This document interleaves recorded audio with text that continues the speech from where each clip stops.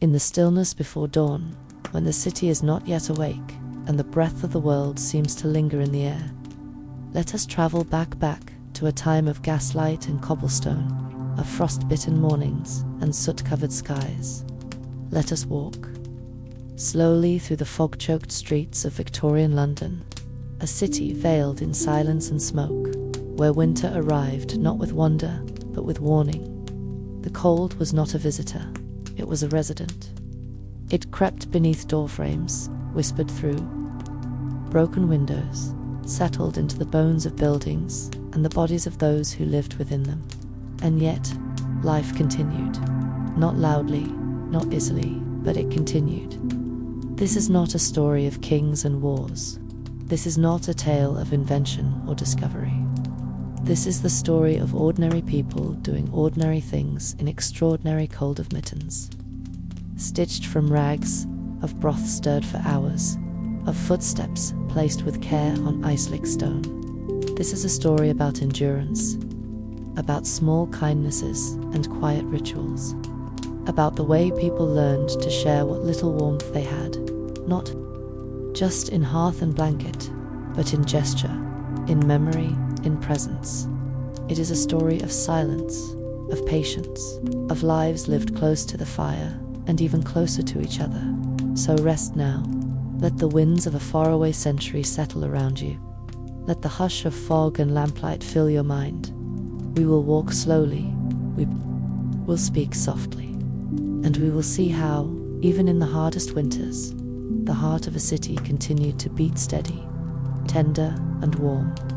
Asterisk. The winter in Victorian London was not the kind of winter we imagine in romantic films.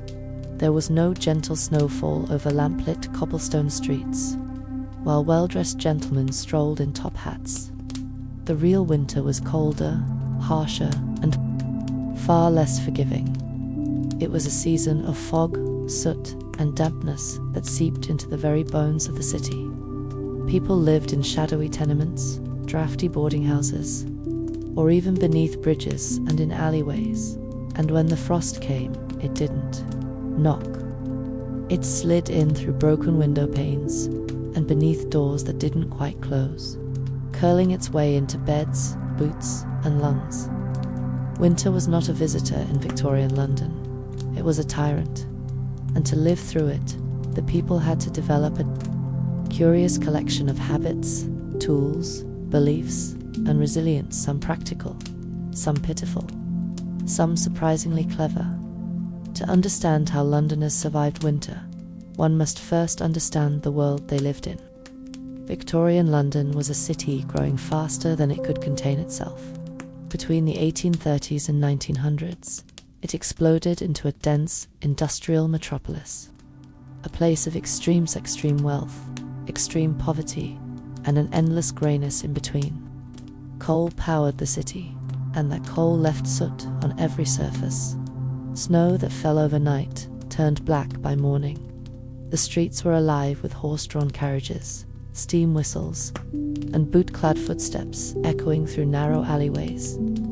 Chimney stacks coughed smoke into the heavy winter air, and a dense, choking fog-part smoke, part moisture, blanketed the city for days.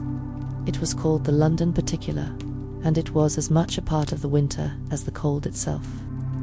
This fog made the world seem dreamlike, muffled and dim. Gas lamps flickered in vain, casting halos rather than light.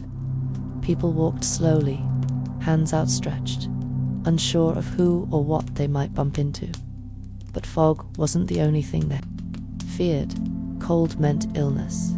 Illness meant death. For the wealthy, winter was merely an inconvenience. Grand homes in Belgravia and Kensington had fireplaces in every room, lined with polished tiles and stoked by attentive servants. Wool curtains and thick carpets insulated the drawing rooms, and footmen brought in silver trays of tea, toast, and newspapers. These homes often had coal delivered regularly by delivery boys who braved the frost for pennies. Their kitchens bustled with the warmth of roasting meats and boiling puddings. Families wrapped themselves in layers of flannel and wool and the women might wear fur muffs and velvet cloaks on their way to a winter ball. They read novels by candlelight or gathered to play parlor games beneath ornate chandeliers. Winter was a backdrop, not a threat. But even the rich, with all their comfort, feared one thing: disease. The chill dampness of London was a breeding ground for influenza and pneumonia, and every cough was cause for worry. But the true test of survival played out in the slums. In the East End, in areas like Whitechapel and Spitalfields, life was precarious even in good weather. Winter only deepened the misery. Families often lived 10 to a room in buildings not designed for warmth or space. Chimneys were shared, and fireplaces were rarely used because coal was expensive. Some homes had no heat at all. People slept in their clothes, wrapped in what little they had: old coats, sacks, or bundles of rags. Water froze in the wash basins, and rats came indoors. For shelter, the air smelled of mildew, smoke, and damp straw. And yet, despite all this, people endured. Their survival depended on a mixture of tradition, ingenuity, and community. One common strategy was the use of bricks heated in the fire and wrapped in cloth poor man's bed warmers. These bricks were tucked beneath blankets at night or carried under coats during the day. Some wrapped newspaper around their legs for insulation or stuffed old stockings into their shoes. It was not uncommon for people to sleep huddled together, entire families, curled up like animals in burrows, sharing body heat. Layers mattered. Flannel undergarments were prized possessions, passed down through generations. Men often wore wool coats over waistcoats and long johns beneath their trousers. Women wore petticoats upon petticoats. Children, if lucky, wore hand-me-downs stitched together from worn fabric and love. Food, too, was survival. Warm meals became not just a comfort, but a necessity. Street vendors sold hot pies, chestnuts, and eels in steaming vinegar. For a few pence, one could warm both stomach and fingers. Soup kitchens, charity-run institutions, served bread and thin broth to the destitute. Churches opened their doors for temporary relief. In the worst months, public houses served as havens for warmth, not just drink.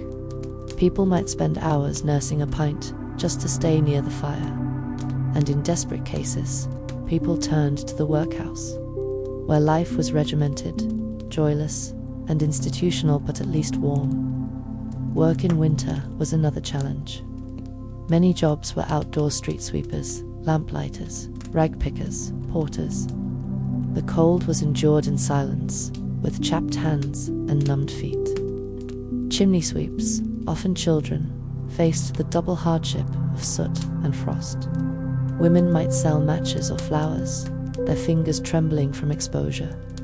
For many, the need to eat outweighed the need to stay warm. There was no day off for weather. You worked or you didn't eat. You endured or you fell behind.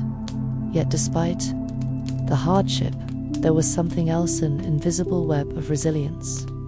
People supported each other. Neighbors shared what little coal they had. Mothers traded soup recipes. Children played in the snow until their fingers ached. And when the fog rolled in so thick you couldn't see your own hand, people lit extra candles and left them by the window, small beacons in the grey. For the lonely, there was the Salvation Army, which offered tea and hymns. For the desperate, there were penny sit-up cheap shelters where, for a single coin, you could sit on a bench overnight, even if you couldn't lie down. And always, there was hope. Hope that spring would come soon. Hope that maybe next year would be better. Even the government began to respond, albeit slowly. The Metropolitan Board of Works eventually improved sanitation and drainage, which helped reduce some of the illnesses that winter brought. Charities distributed warm clothing and blankets. The idea of social responsibility was growing, and reformers like Charles Dickens used their voices to expose the cruelty of poverty. In Bleak House and Oliver Twist, winter is not just a season, is a character, cold and indifferent. Dickens himself had experienced winter poverty as a child, and his stories helped ignite compassion in those who had the power to help. One cannot forget the role of belief and ritual in winter survival. Superstition and religion walked side by side. Many believed in miasma's bad air that brought disease, so windows were sometimes kept cracked open, even in winter, to let out the deathly air. Others burned lavender or vinegar to purify the rooms. Churches held extra services in the winter months, and carols were not just festive, they were spiritual armor against despair. Christmas, too, played a role. Victorian London reinvented the holiday. With Queen Victoria's marriage to Prince Albert came the German tradition of the Christmas tree, and with it, a new sense of midwinter celebration. For one brief moment, each year, the city shimmered. Markets sold roasted goose and plum pudding. Children dreamed of oranges and stockings. Even the poorest received a taste of cheer thanks to charitable dinners and community events. But once the lights dimmed, the carols ended, and the snow turned to slush. The cold remained. Yet so did the people. And each year, somehow, they adapted. Some winters were colder than others, and some years brought more deaths than births.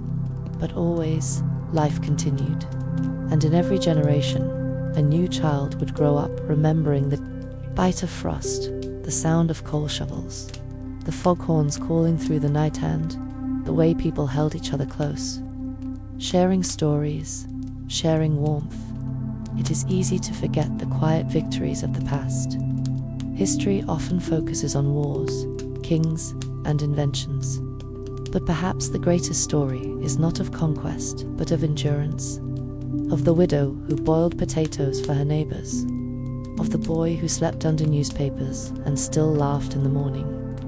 Of the factory girl who wrapped her hands in rags and walked 5 miles to work because she had no choice.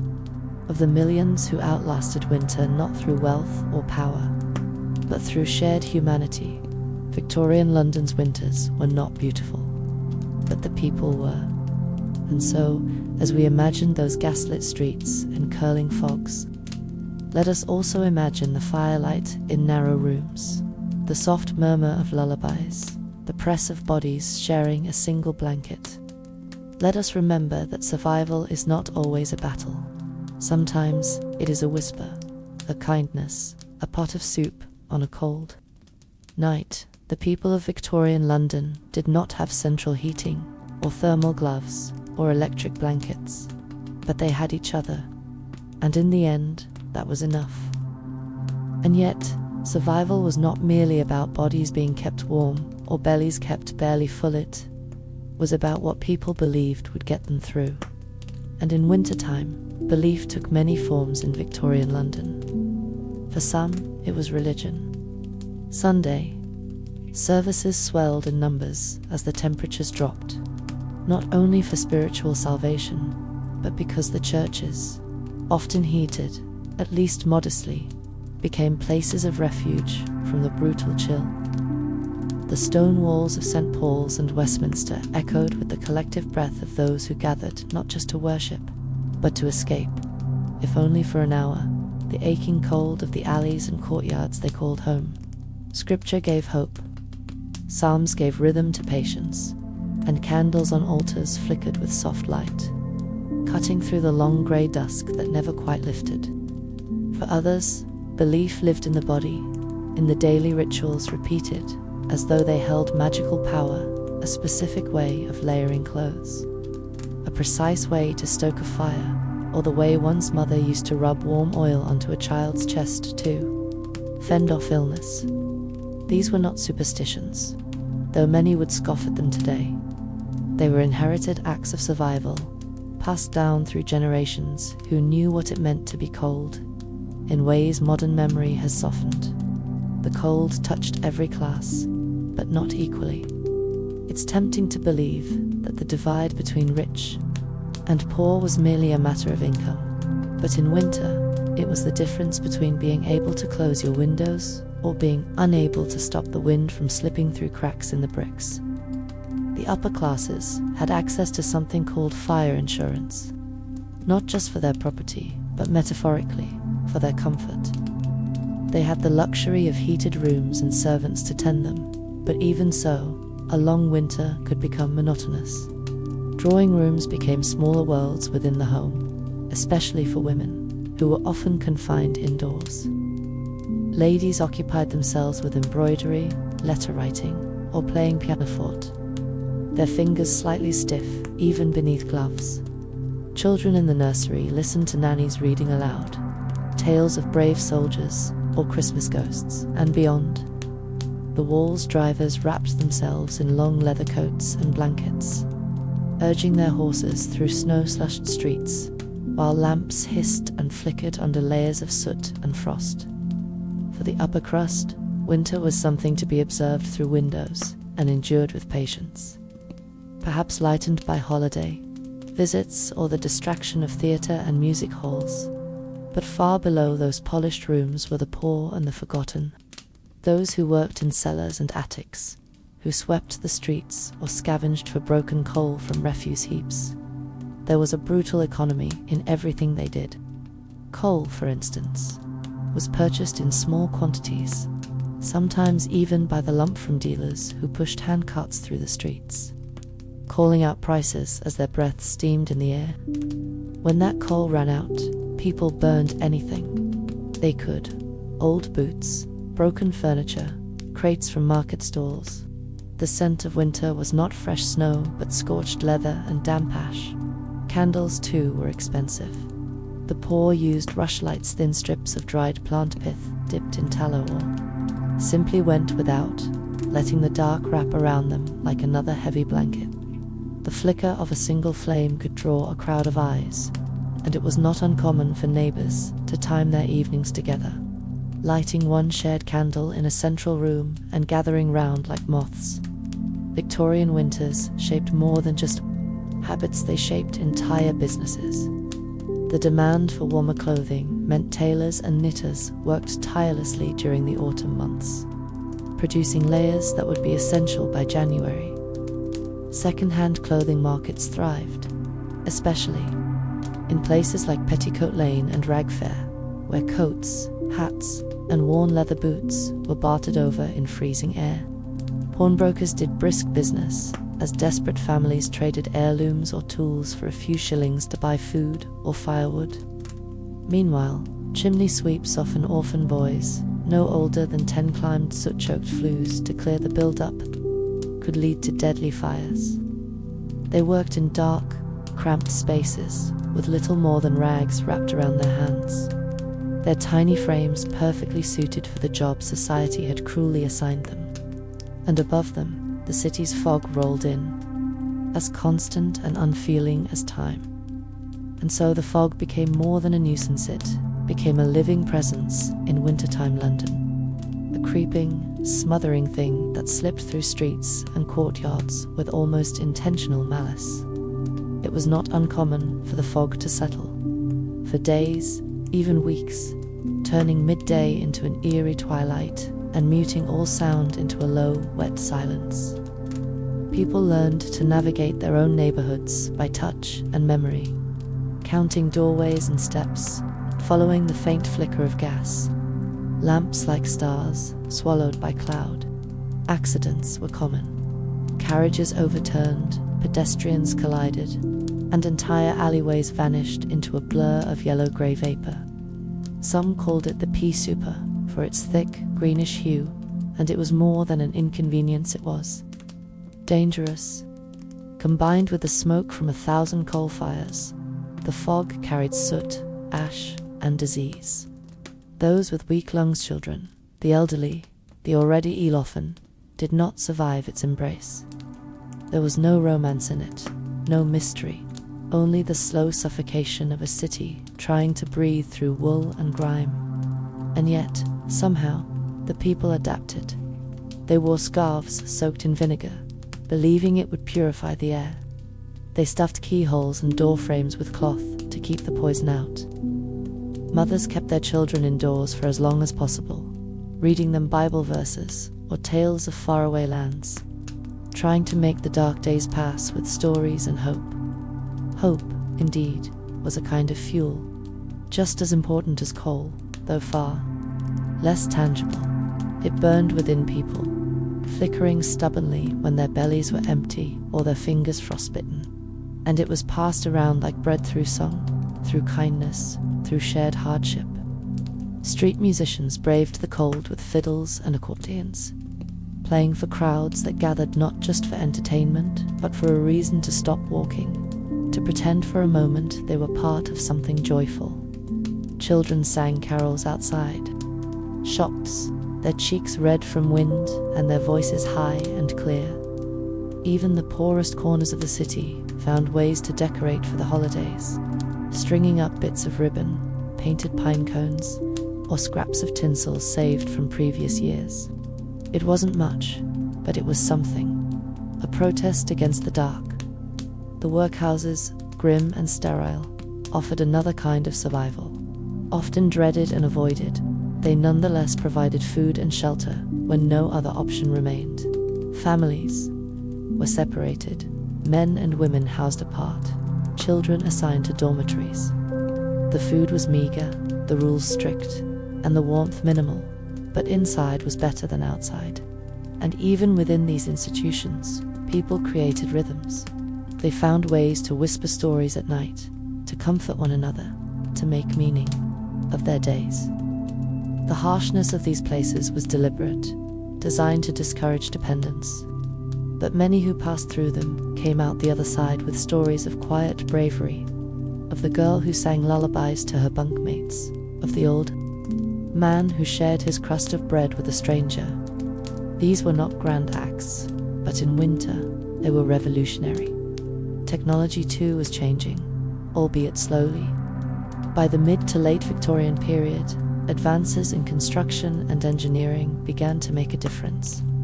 Castrian stoves became more affordable, and double-glazed windows began to appear in newer buildings. Public infrastructure improved. More reliable gas lighting extended the working day, and London's vast sewer system, championed by Sir Joseph Bazalgette, began to reduce the presence of stagnant water that had once worsened the cold dampness of every home. Hospitals became slightly more hygienic, and public health campaigns encouraged ventilation and cleanliness, even if the science behind germ theory was still in its infancy. But for most, these changes were slow to arrive.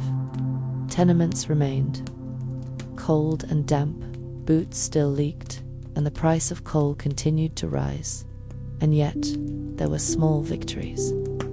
Each winter brought a new generation of survivors. Babies born in January grew into children who knew how to rub their hands together just so, how to wrap a shawl twice instead of once, how to listen for the creak of the coal seller's cart. Young boys learned to stack newspapers in their boots for insulation, and young girls learned to sew patches with frozen fingers. Elderly women passed on remedies: turpentine rubbed on chests, mustard poultices, hot onion water for coughs. These were not foolproof cures, but they were expressions of care, and that care shared between generations, neighbors, even strangers, was a currency more valuable than gold. It was how people endured. There were curiosities, two strange inventions and odd habits that emerged from the unique pressure of winter survival. Some families filled tin pans with hot water and placed them beneath their beds, believing the rising steam would warm the room. Others built makeshift windbreaks from crates and cloth, lining doorways with old curtains or carpet, scraps nailed into the frame. In wealthier homes, footmen were tasked with warming bed linens using brass pans filled with hot coals, passed slowly between the sheets to chase away the chill.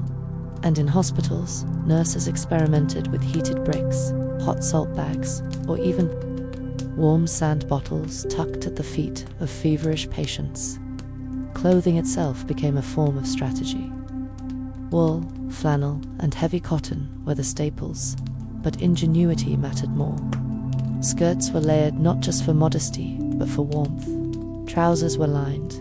Gloves were often fingerless, allowing for work to continue even in the bitter cold. Though fingertips turned blue and stiff regardless, winter even shaped the way people thought. It shaped language and art. Poets wrote of the frost as if it were a character, a ghost that passed through town each year and left its signature on windows. Painters captured the way smoke curled above rooftops at dusk, the pale color of street lamps seen through fog. Writers set their novels in cold seasons because it dramatized struggle. Charles Dickens returned to winter again and again, not just in A Christmas Carol, but throughout his work. He understood that winter was not a backdrop, but a force that pressed on every character, rich or poor, and demanded a response. For him, as for so many Londoners, survival in winter was not just about staying alive. It was about staying human. In markets, survival took the shape of roasted chestnuts and baked potatoes, sold piping hot from street vendors. These small, warm bundles were more than food. They were tiny stoves in one's hands, radiating comfort and scent. Vendors wrapped them in newspaper and shouted their prices through the freezing air. In the covered markets like Smithfield or Covent Garden, butchers and grocers braved the cold to sell meat and produce. The floor slippery with melted frost, the air thick with breath and shouting. Tradespeople wore multiple layers and kept flasks of tea or gin tucked under their stalls. Even the wealthier patrons bundled themselves in furs and thick gloves as they bargained over oranges and potatoes. And as night fell early, sometimes before 4 in the afternoon, the gaslights buzzed to life and cast long, flickering shadows down the alleys. The city dimmed, but it did not sleep. It whispered and stirred and held on. But perhaps the most overlooked part of Victorian winter survival was the night, the long, stretching darkness that fell over the city like a second sky. Winter nights in London were never truly quiet, even beneath the fog, beneath the hush of snowfall. The city murmured. Footsteps echoed off stone walls. The clatter of hooves rang through narrow lanes. And sometimes, the lonely cry of a baby pierced the cold. For many, the night brought no rest. The poor who had no homes wandered the streets, or huddled near bakery grates where residual warmth from ovens offered brief sanctuary. These vents were called sleeper's breath by some because you could lie near them and sleep without freezing. Policemen patrolled in heavy cloaks, tapping their truncheons on stone as they passed darkened shop fronts and coal cellars. The gas lamps sputtered faintly through the fog, and rats scurried over. Some buildings hosted entire families in single rooms, and the nights were filled with coughing, the rustle of straw mattresses, the moaning of pipes, and whispered prayers. Oil lamps burned low, their light reflected in cracked window pane, and sometimes a mother sang softly just to distract her children from the chill. Her voice, thin with fatigue, floated over snoring neighbors and the distant clank of wagons still moving through the city's veins. And while many suffered, some found moments of wonder. A snowfall, rare but not impossible, transformed the blackened streets into something almost beautiful. Children ran barefoot across icy roads to chase snowflakes, laughing despite their chattering teeth. Those with shoes might kick at the growing drifts, pretending for a moment that they lived in a storybook. Even the adults paused, watching the flakes fall under lamplight, watching soot vanish under a blanket of white. It never lasted long. Traffic, smoke, and bodies turned it to slush. Quickly, but in those brief moments, the city almost held its breath. Winter, for all its brutality, offered moments of strange peace, a kind of enforced stillness. The chaos of the city slowed just enough to notice small things. The pattern of frost on a window pane, the way a street lamp's glow caught the fog. the warmth of a stranger's hand during a shared task. Then there were the informal rituals, the habits. No one taught, but everyone knew. Like rubbing a keyhole with wax so it wouldn't freeze shut, or leaving shoes upside down to keep them from filling with cold air. In poorer homes, it was common to place a hot iron wrapped in cloth at the foot of the bed. These irons, usually used to press clothing, were repurposed to provide an hour or two of warmth, just enough to help children drift into sleep. In richer homes, warming pans were slid between the sheets' brass, or copper trays filled with hot coals, dragged slowly through the bed to make it bearable. Servants performed this task in the early evening, often carrying the pans with thick mittens to avoid burns. Even the act of lighting a fire became ceremonial kindling carefully arranged, fingers numb as they struck matches, each spark a small defiance against the darkness. Fires were not taken for granted. Every flame was precious. Then there were the sounds of winter. Not the romantic kind, but the strange hush that falls over a city wrapped in cold. Horses moved slower. The wheels of carriages crunched instead of clattered. The voices of sellers and beggars seemed smaller, closer to the ground, as if the air swallowed them before they could rise. Church bells rang louder, somehow, cutting through the damp fog with their heavy resonance. The scrape of a coal scuttle across stone, the metallic clang of a kettle being placed on the range, the brittle snap of ice in a water bucket, these were the sounds of life continuing. And in the poorest quarters, laughter could still be heard. Children found joy even in frost. They slid on patches of ice, they chased stray dogs, they built crude snowmen out of soot-covered slush. They lived in the moment because there was nothing else to do. One cannot overlook how women, especially mothers and grandmothers, carried the burden of winter more than most. They were the ones who managed rations, mended clothing, and soothed fevers. They knew which blankets had the least holes, which corners of the room stayed warmest, which foods stretched longest. A pot of stew, kept warm on a single flame, might last days, and its scent was sometimes the only comfort available. When illness struck, and it often did, women became both nurse and priest, applying compresses and whispering hymns, administering spoonfuls of elderberry or cod liver oil, hoping it would do something. They scrubbed with cold water, washed, bedding in freezing tubs, and still found time to tell stories that made children believe in spring. And when loved ones died, as they often did, they stitched the mourning clothes, they arranged the meager funerals, and they did so without fanfare. In the midst of this survival, there was also industry. Winter fueled business as much as it hampered it. Blacksmiths made a fortune shoeing horses for icy roads. Candlemakers worked around the clock to meet the demand. Apothecaries sold everything from leeches to licorice, offering dubious cures for winter coughs. Wool merchants thrived. Tanneries worked double hours, and the publishers, ever keen on distraction, printed special winter editions of serialized novels, filled with tales of ghostly visitors and miraculous Christmas mornings. These stories, read aloud in cold parlors or beneath threadbare blankets, gave people something to believe in. Even if they couldn't afford the papers themselves, they might hear the stories secondhand, passed around like firelight. Dickens himself knew this power intimately.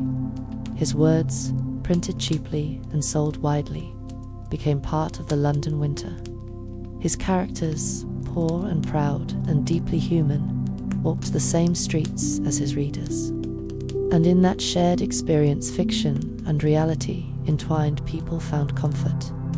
Hospitals, meanwhile, strained under the weight of winter. St. Bartholomew's, Guy's, and the others swelled with patients. Coughs turned to consumption. Frostbite turned to infection. There were no antibiotics, only poultices and prayer. Doctors worked long hours in freezing wards, their breath visible as they leaned over beds. Nurses wore cloaks and mittens, and bandages froze in their buckets of carbolic. Still, they worked, and the patients, bundled in thin blankets, waited. Sometimes they recovered, often they did not. But even in death, they were not forgotten. Coffin makers worked tirelessly in winter, and paupers' funerals became a common sight, simple wooden boxes carried through the snow by unmarked hearses, accompanied by only a clerk and perhaps one mourner. Yet, amid all this suffering, this endurance, there were quiet acts of extraordinary humanity. A shopkeeper might leave bread out for a child, too proud to beg. A constable might turn a blind eye to a woman sleeping in a doorway. A landlord might forget to collect rent in January. A teacher might keep the classroom open an extra hour so her students could stay warm. And in these small mercies, the city softened just a little. Winter didn't always win. Sometimes, people pushed back with something warmer than cold kindness. And still, there were others, those not often written about, whose winters were lonelier still. The night porters, who worked at the entrances of great hotels and private clubs, pacing slowly in their heavy coats and brass-buttoned uniforms, stamping their feet for circulation, blowing into their hands until their fingertips stung. They stood vigil through the dark hours, barely noticed by the wealthy guests who slipped past them, warm and unaware. Or the dock workers at the Thames, unloading barrels from icy ships at dawn, their breath rising like smoke into the grey morning. Their boots slipped on slick planks, and the river's edge was always cold. Even in summer, but in winter, it took something from them. They did not speak much. They worked and watched and waited for daylight, for the tide, for a better year. The same was true for costermonger street sellers, with barrows of apples, fish, turnips, or second-hand books, who hawked their goods in markets and alleys, no matter the sleet. They sang chants to draw customers, their voices hoarse and cracking. In the frost, many had no teeth. Many wore the same scarf year after year. But they smiled, even if just with their eyes. They called strangers love, and their faces brightened when a customer returned. These were people not taught to speak of endurance, yet they embodied it every day. Even in places of leisure, winter rewrote the rules. The great parks of London Hyde, Regent's and St. James's took on new lives when the cold came. The trees stood bare, their limbs black and skeletal, and the grass turned silver with frost. The pathways were quiet, save for the crunch of boots or the occasional carriage sweeping through the mist. Lovers still met beneath the arches and by the frozen fountains, but their hands were gloved and their meetings brief. The Serpentine sometimes froze, and bold skaters took to it with makeshift blades, laughing as they slipped. Children threw snowballs at statues. Stray dogs bounded through drifts. Occasionally, a man with a camera would appear, hauling his heavy tripod, hoping to capture the strange beauty of London under snow.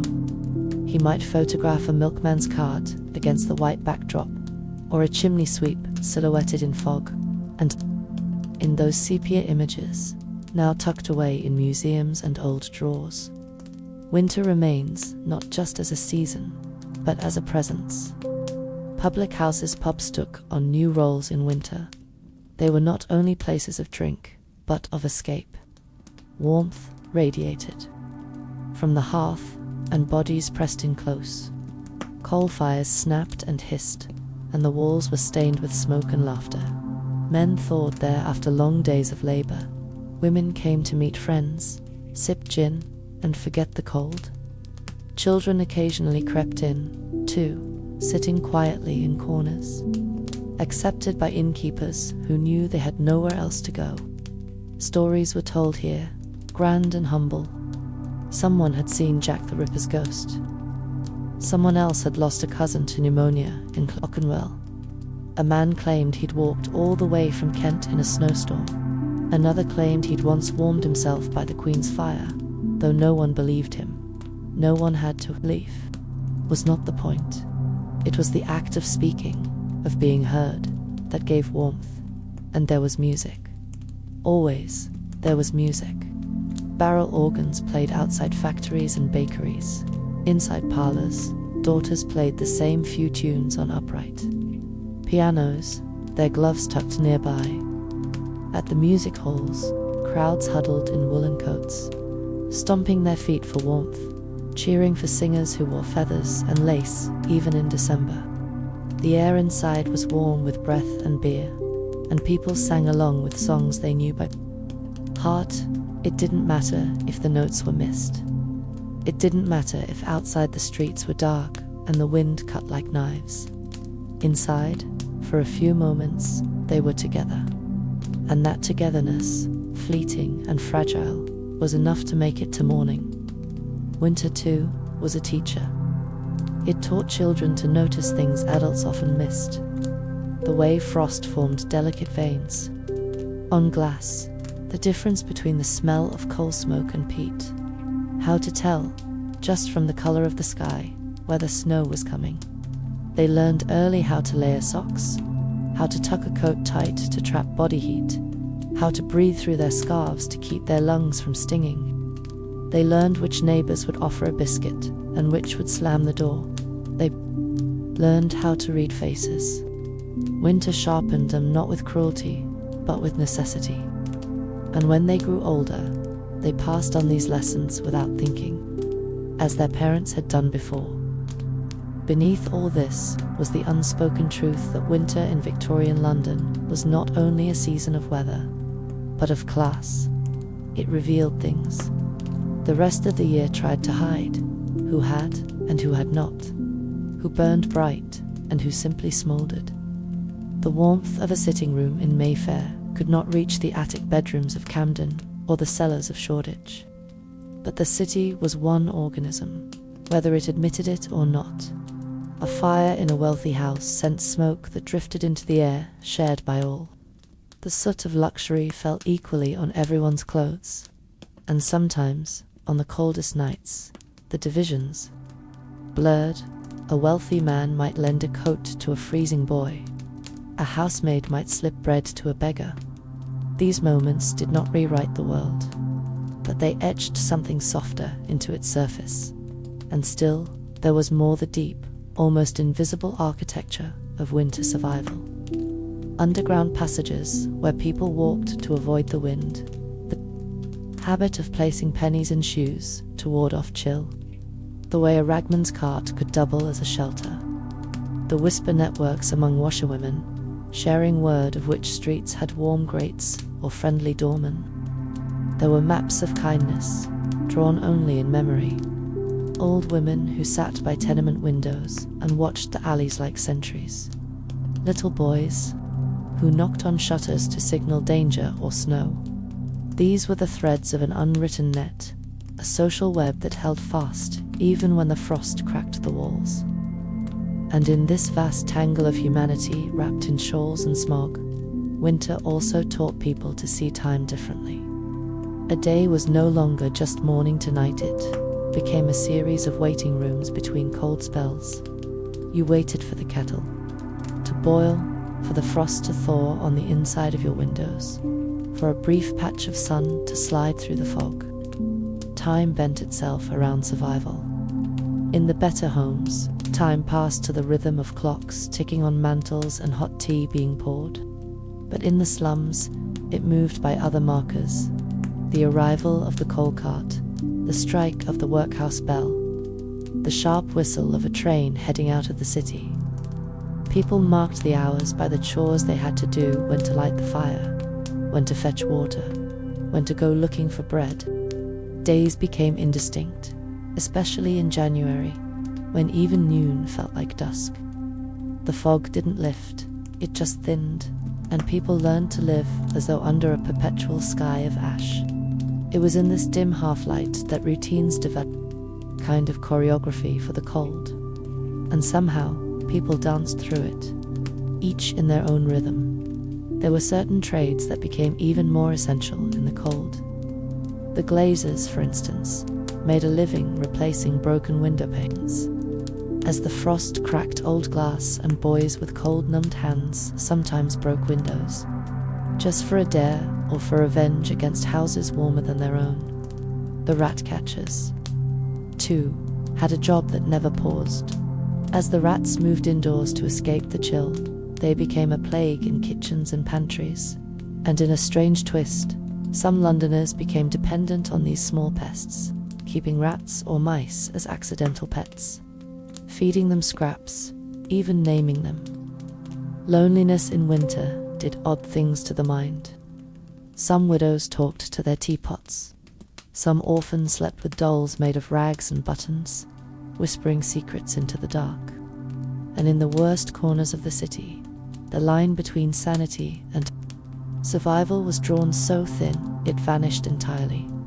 Doctors and social reformers took note of winter's toll, particularly as the century wore on. Reports were written, statistics gathered. It was said that a third of the deaths in the poorest districts happened in the cold months. Not all from freezing, many from related causes. Consumption, which we now know as tuberculosis, flourished. In damp homes, frostbite led to infections. Crowded rooms meant that colds became epidemics. And always, the hunger. It crept in quietly. Children grew thinner. Women went without meals so their husbands could work. Old men fainted in queues for bread. Hunger gnawed more slowly than frost, but just as deadly. The reports called for change: more shelters, more sanitation, better wages. But change came slowly, and so the people adapted faster than the system. They created their own welfare through community, through cooperation, through ritual, and winter, cruel as it was, became the teacher of their resilience. There were odd comforts, too. Boiled sweets, kept in coat pockets to suck on during long walks through the fog. Tin whistles and harmonicas passed between hands as both amusement and warmth. Playing cards worn to softness, used for hours under candlelight. A loaf of bread toasted on a fire poker. Mittens with holes repaired again and again until they barely resembled fabric. The smell of chestnuts. The creak of stairs in an old lodging house. These tiny things mattered more in the cold. They rooted people, gave them something to touch, taste, feel. Something that said, "You are still here." Even animals had their place in the ecosystem of survival. Cats were treasured for their warmth and their ability to hunt rats. Dogs curled beside children, forming living blankets. Horses, overworked and freezing, were sometimes rubbed down by children who had little else to do. Pigeons were caught for food. Songbirds were kept in tiny cages for company. In the parks, squirrels were fed crumbs by gloved hands. Even the zoo at Regent's Park became a strange haven. Visitors came to see the lions and bears, not out of scientific curiosity, but to warm themselves in the animal houses, where coal-burning stoves kept the beasts from perishing. In the aviaries, the air was tropical, and people stayed as long as the keepers allowed, pretending, just for an hour, that they lived somewhere else. Sometimes winter brought unexpected unity. A sudden freeze might cancel the workday, bringing neighbors together who rarely spoke. A shared fire at the corner of a market might draw a circle of strangers, swapping names and stories. An extra loaf, dropped at a doorstep, might save a child from starvation. There were acts of invisible generosity that historians never recorded: the woman who watched a widow's child while she stood in line for food, the clerk who added an extra scoop of flour, the seamstress who mended a neighbor's torn coat. By candlelight, these were not grand gestures, but they stitched the fabric of the city tighter, making it just a little less likely to unravel. Not all winters were the same. Some years were colder, longer, deadlier. Others passed with mild wetness and only light frost. But the memory of the worst winters stayed in the bones of those who endured them. People remembered 1849, when the Thames nearly froze, and again in 1860, when sleet fell for 7 days straight. They spoke of 1878, when the fog was so thick a man could not see his own feet. These winters became points of reference, spoken of as you would a battle or a flood. People marked their own histories by them. The year my mother died, the winter of 54.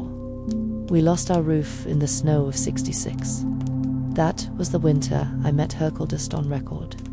In this way, winter was folded into the identity of the city and of the people who survived it. They wore it like a badge, invisible but real. And as the century edged toward its close, winter remained the same, even as the world around it began to shift.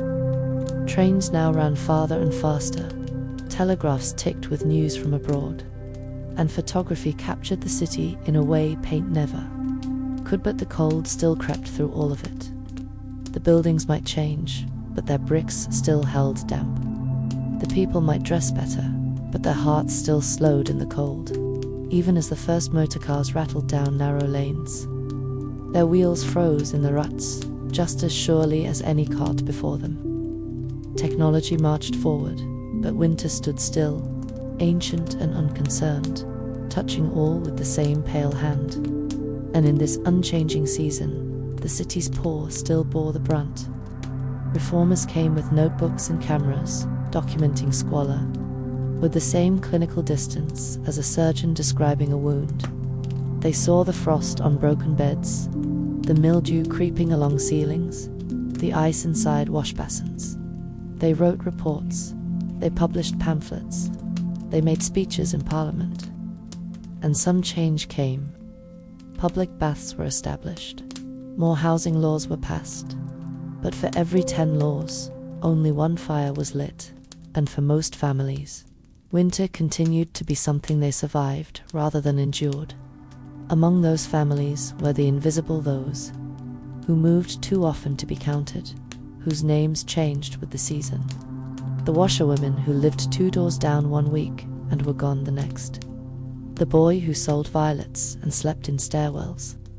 The ex-soldier who lost his legs to frostbite and begged by Charing Cross. No census recorded their hours awake in the cold. Their fingers cracked and bleeding, the way they wrapped themselves in newspaper, not just for warmth, but to remember. They existed. They lived between the city's pages, between the lines of its maps, like frost that appeared and vanished on glass.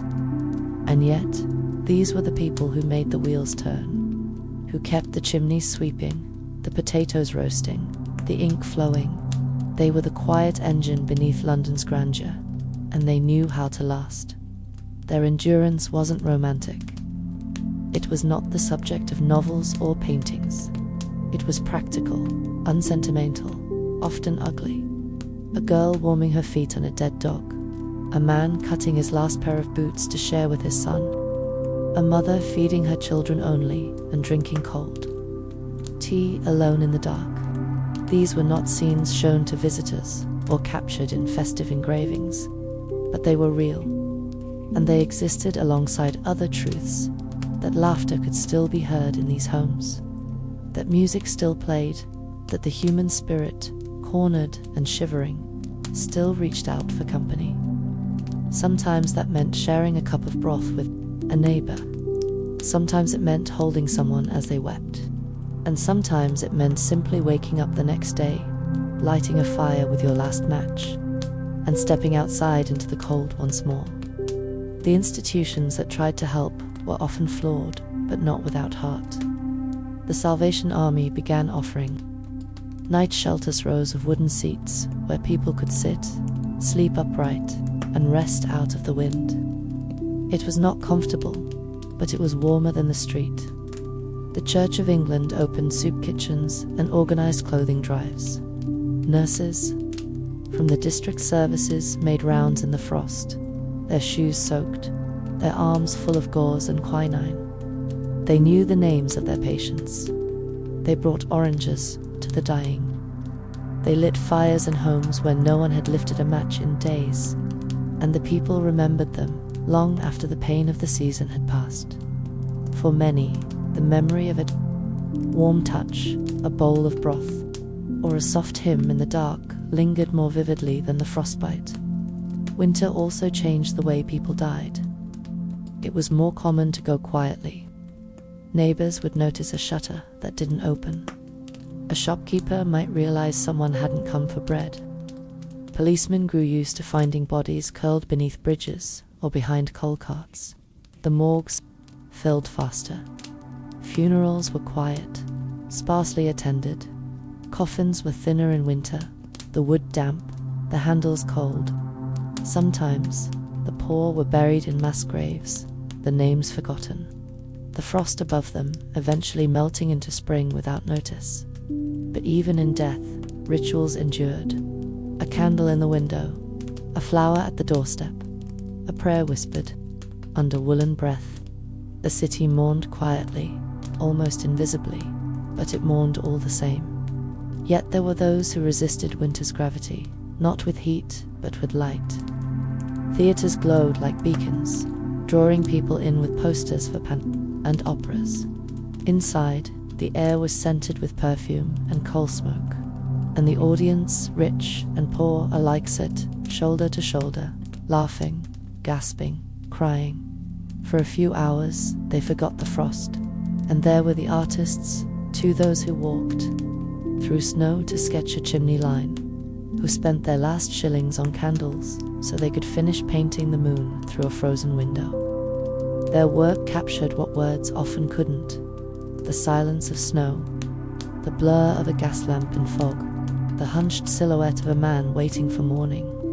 Their sketches and photographs and oil paintings did not melt when spring came. They stayed. They remembered, and in this act of remembering, of documenting, of reflecting, something began to shift. People started to see the poor not as shadows, but as neighbors. Newspapers printed stories not just of crime or charity, but of endurance. Letters to the editor pleaded for better housing. Politicians visited workhouses in person. Social clubs took up winter relief as a cause. And slowly, ever so slowly, London began to change. Not because winter had grown kinder, but because the people had grown more watchful. They had seen each other. They had suffered side by side. And they had come to understand, at last, that to survive a Victorian winter was not merely to live through it, but to carry others with you along the way. And so the seasons turned, year after year, and winter came as predictably as breath, first as a whisper in the wind, then as a promise of frost on the sill, and finally as a full weight upon every street and every shoulder. For those born into it, the cold was not a shock, but a language spoken fluently, passed down through practice more than words. Children learned its rhythm early. A sharp cold meant snow, a wet cold meant fog, and a still cold meant trouble. They knew which alley walls radiated afternoon sun, where chimney stacks bled heat, which stairwells in public buildings might be warm enough to shelter in. Their knowledge was as local and precise as any map, but it lived in instinct.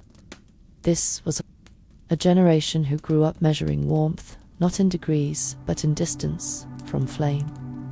And within this unspoken curriculum of survival, there were traditions as old as soot rituals, like gathering near the bakery door after deliveries, or huddling behind the iron gates of churchyards when the fog thickened, or collecting scraps of coal that spilled from wagons, considered a gift of fortune more valuable than coin.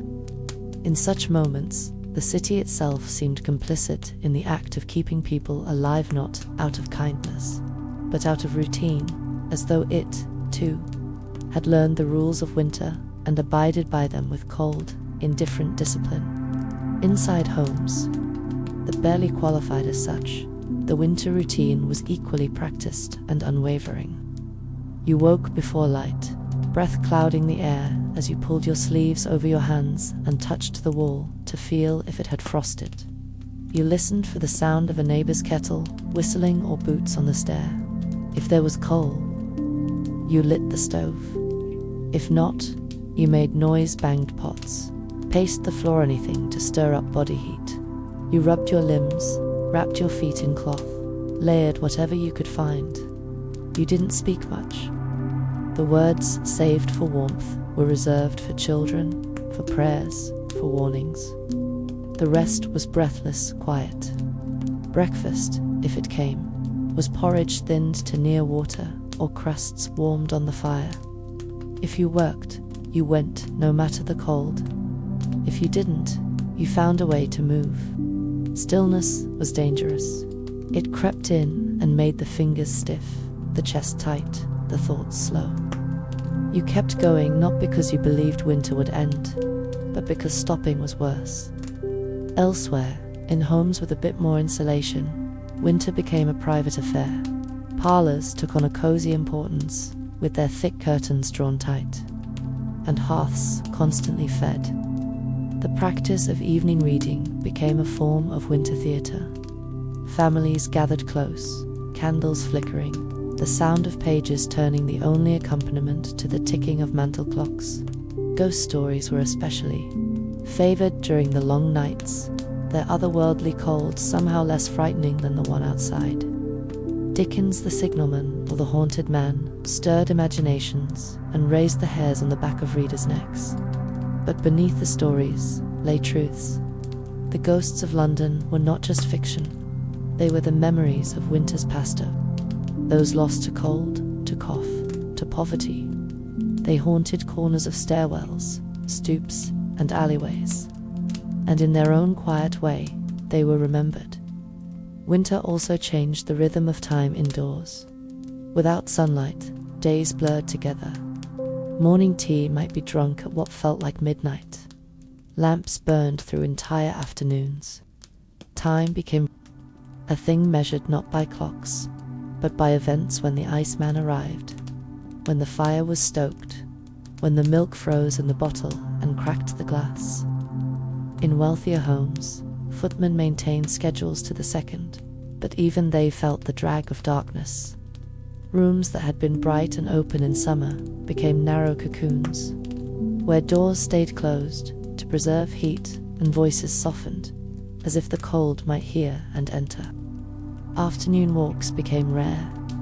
The fireplace became the universe, and with it came conversation, the kind that had no beginning or end, that wandered from politics to poetry to gossip. In this way, winter did what summer could not.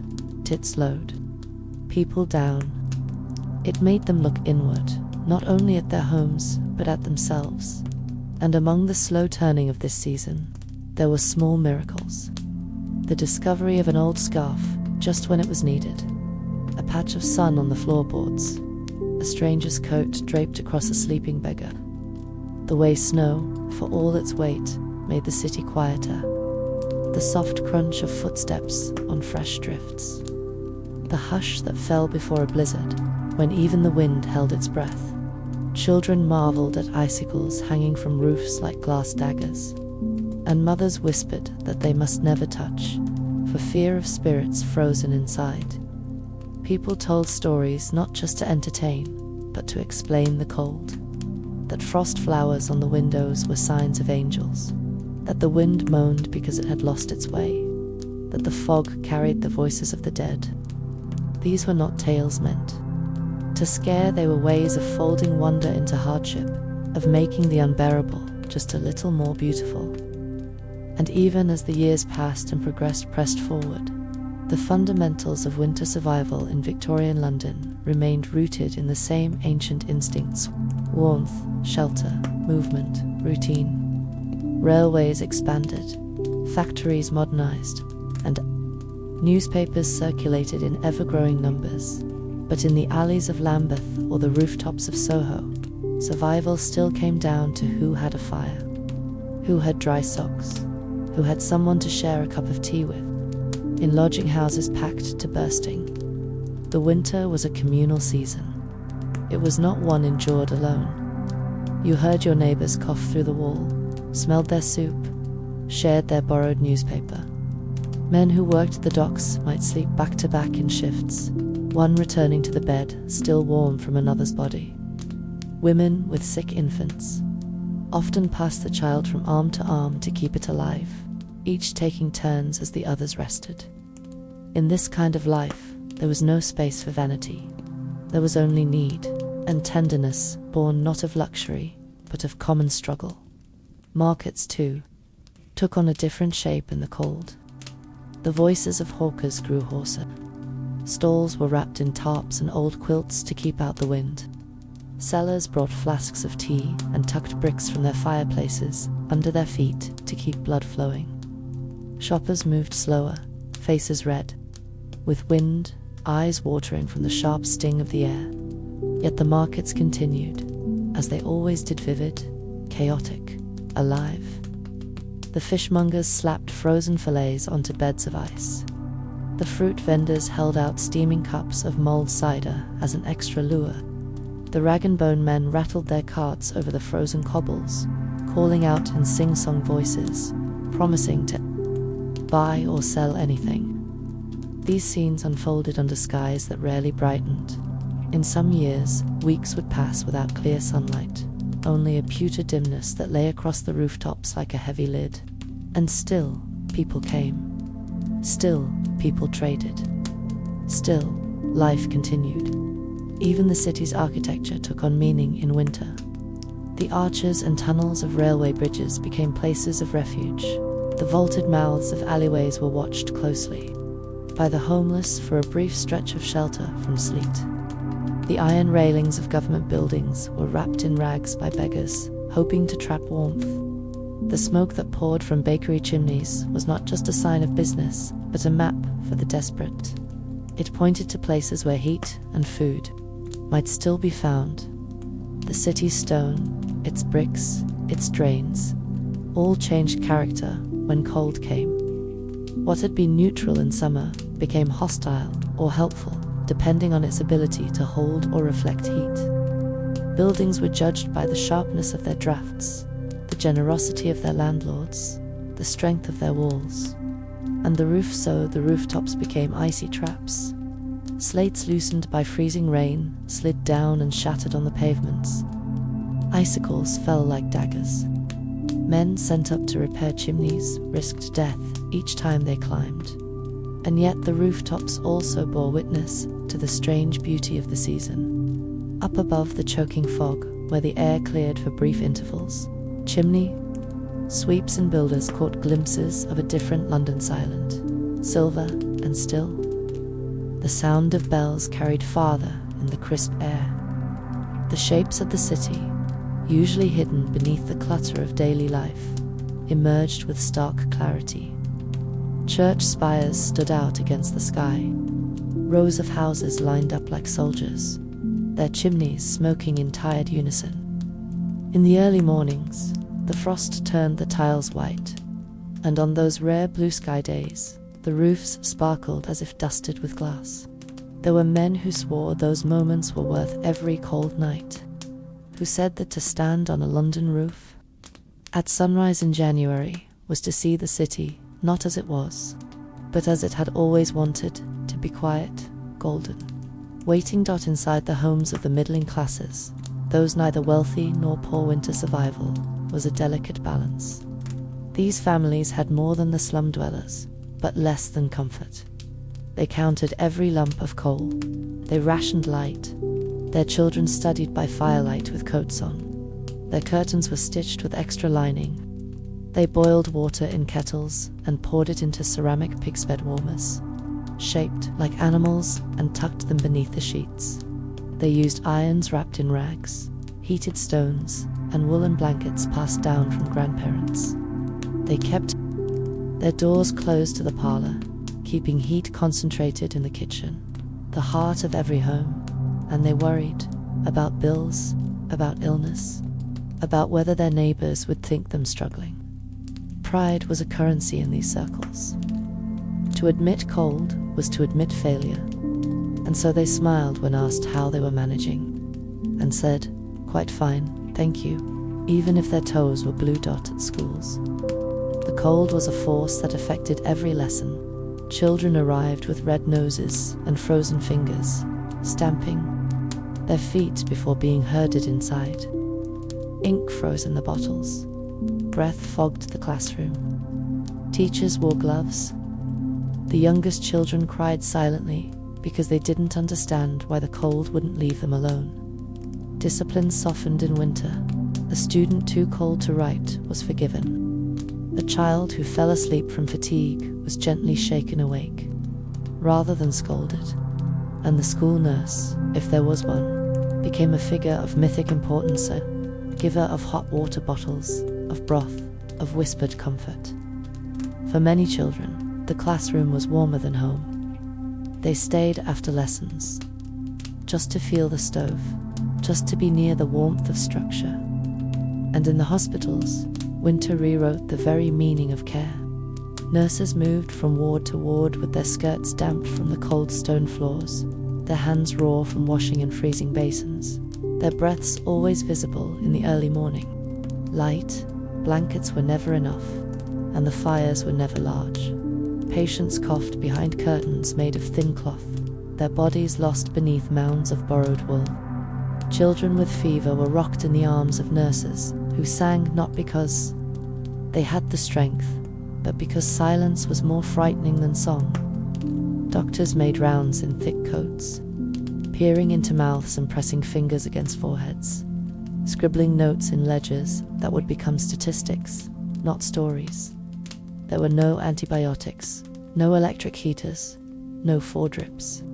Warmth came from hot bricks and hot milk, from poultices, and from hands that held on through the worst of it. A woman might sit by her husband's bedside all night, holding his hand until the grey of morning returned. And when he died, as many did, she would gather her things and walk home alone through the frost, without a word, because grief in winter had to move quickly. There was no time to fall apart when you still had mouths to feed and fires to light. Meanwhile, the churches carried more than sermons in those months. They became places of refuge, not just spiritual but physical. Poor families sat in pews long, after the bells had rung, lingering in the warmth. Cloaked men nodded off during vespers, not from boredom, but from sheer exhaustion. Ministers knew, they often said nothing. They preached louder, held the service longer, allowed people to rest, without shame. Many churches began to serve soup at the back hall, a gesture of care as holy as any prayer. Orphaned children were gathered and given mittens. Widows were gently asked if they had enough coal. Volunteers stitched quilts in candlelight, praying over each square. The cold made everyone a little more solemn, but also a little more human. And in the silence of those great stone halls, people found not answers, but community, the sense that someone, somewhere, had noticed they were cold, and winter, for all its brutality, had a way of exposing beauty that summer never quite revealed. The simple act of someone lighting your pipe for you, the sound of boots crunching in unison on fresh snow, the shared laughter when a chimney blew smoke back into a room, the hush of the city after a heavy snowfall, when even the Thames seemed to pause. Lovers who passed notes through cracked window panes, the glint of ice on wrought iron fences at sunrise, a boy helping an old man cross an icy street without being asked. These were not acts of grand generosity, but they were sacred in their own way. They said, "We are here, together, still." And then, as the pattern always went, came the slow undoing of winter. Not a sudden thaw, but 1,000 small signs that the worst had passed. The frost lingered in shaded alleyways, but puddles no longer froze solid. The coal seller's voice became less urgent. The fog lifted more quickly each morning. Schoolboys shed a layer ice stopped forming on inside walls. The first green shoots appeared on the riverbanks, uncertain but brave. Women opened windows for just a few minutes to air out the heavy smells of smoke and sickness. The laundresses returned to their open-air posts along the canals, sleeves rolled, arms red from scrubbing, and the city, still bruised from the cold, began to loosen. It creaked, it stretched, it breathed, but no one celebrated yet. Londoners knew better. They had learned the hard way that winter was not easily defeated. It returned, sometimes suddenly, like a ghost with unfinished business. And so people moved carefully, grateful but cautious, lighting fires a little less, but keeping the kindling close. They packed away nothing. They merely waited, and in that waiting, in that persistent readiness, lay the secret to how people survived. It wasn't one act or one discovery. It was accumulation. A scarf wrapped twice, a neighbor who knocked to check in, a routine that did not falter even when the air turned bitter. Winter survival in Victorian London was not a feat of strength, nor a triumph of invention. It was a practice, a discipline of attention, a reverence for heat and time and breath. It was in the way people carried each other through, sometimes with words, sometimes with silence, sometimes with nothing more than presence. And so, season after season, generation after generation, the people of Victorian London refined the art of enduring the cold without expecting it to show mercy. They did not wait for it to become easier. They became harder, but not cruel, not numb. Instead, they carried a kind of emotional insulation, a layered strength composed of memory, instinct, and the quiet knowledge that hardship shared was hardship halved. This was seen in the market woman who gave her last apple to a hungry child, even if her own dinner would be thinner because of it. It lived in the habits passed from grandmother to granddaughter, the way to boil old bones into broth, the rhythm for scrubbing chilblains out of raw fingers, the angle at which to hang blankets over a window so the frost wouldn't creep inside. These were not innovations to be patented or broadcast. They were uncelebrated acts of intelligence formed in the crucible of necessity. In those narrow kitchens and damp attics, these lessons were lived, not taught, and survival was not a concept, it was a way of moving through the day, of folding hands in prayer, not for miracles, but for enough wood to last the week. For the people who endured the endless grey, hope didn't look like a sunrise. It looked like the moment when the kettle finally boiled, the wind stopped rattling the shutters, or a baby's cough quieted after a long night. There were, too, the quiet networks of care that existed outside official records. The night women who watched over their stairwells, alert to any movement, always knowing who came and who went. The older boys who stood near bakery grates and let the little ones go first, not because anyone told them to, but because they remembered being smaller and colder. The grocer who kept back a small bag of flour for the widow on the corner. The cabbie who gave a free ride home to a coughing passenger. These were the lifelines of winter, fragile, silent, and often invisible. They did not wear uniforms. They did not seek reward. But they were there, forming the quiet scaffolding that held the city upright through the coldest months. And if one listened closely on those long, still nights, beneath the wind's whistle and the far-off ring of hooves, one might hear these acts: the soft hush of a coat being tucked over a sleeping child, the muffled knock of a neighbor checking in, the crack of kindling being shared without words. And as the Victorian era progressed, winter brought new forms of reflection. Writers, artists, reformers all began to chronicle the season not only as a time of hardship, but as a mirror that showed who London really was. For while wealth could hide many things in the spring and summer, winter laid it all bare.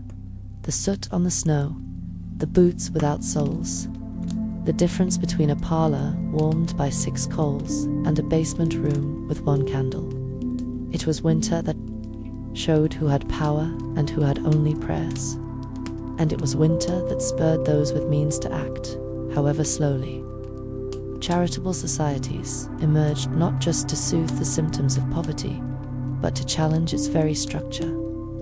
Public appeals were made for more coal distribution, for proper drainage to prevent freezing pipes, for better ventilation in tenements. The newspapers printed stories not only of royal festivities, but of frostbite in Shoreditch, of soup lines in Wapping, of children collapsing in schoolyards. And slowly, public consciousness shifted. The poor were no longer merely unfortunate, they were seen as fellow citizens, enduring an unjust season of the human condition. And in that recognition, change, small, halting, imperfect, began to form. Still, none of these reforms removed the need for resilience. Even as infrastructure improved, even as more homes were fitted with proper flues, the culture of endurance remained. Because winter was not only about what you had, it was about how you held on. A new stove meant nothing if you didn't know how to stack the coal, how to seal the windows, how to keep the damp from climbing the walls. A thicker coat was useless if you didn't understand when to rest, how to pace yourself on icy streets, or how to recognize the signs of fatigue in your loved ones. The knowledge passed down was still as important as the clothing passed down, and so the people kept teaching each other through example, through practice, through memory. In all this, the frostbitten fingers, the cracked lips, the singed blankets and broken boots, there was beauty. Not romantic beauty, not the kind sold on postcards, but the deep, durable beauty of a people who refused to give in. The beauty of hands reaching for each other across rooms gone dim, of laughter that returned even before warmth, of families singing hymns into the chill, their voices forming clouds in the air that rose like incense. It was in the black lines of chimney smoke curling against a steel sky, in the stubborn green of ivy climbing ice-covered brick, in the way the light from a single window could spill onto the street and, for just a moment, make someone feel less alone. And while the people of Victorian London grew used to the chill in their bones, what they never truly accepted was the silence that winter sometimes tried to bring. The silence of empty hearths, of footsteps lost in fog, of unanswered knocks at the door. This kind of quiet was dangerous.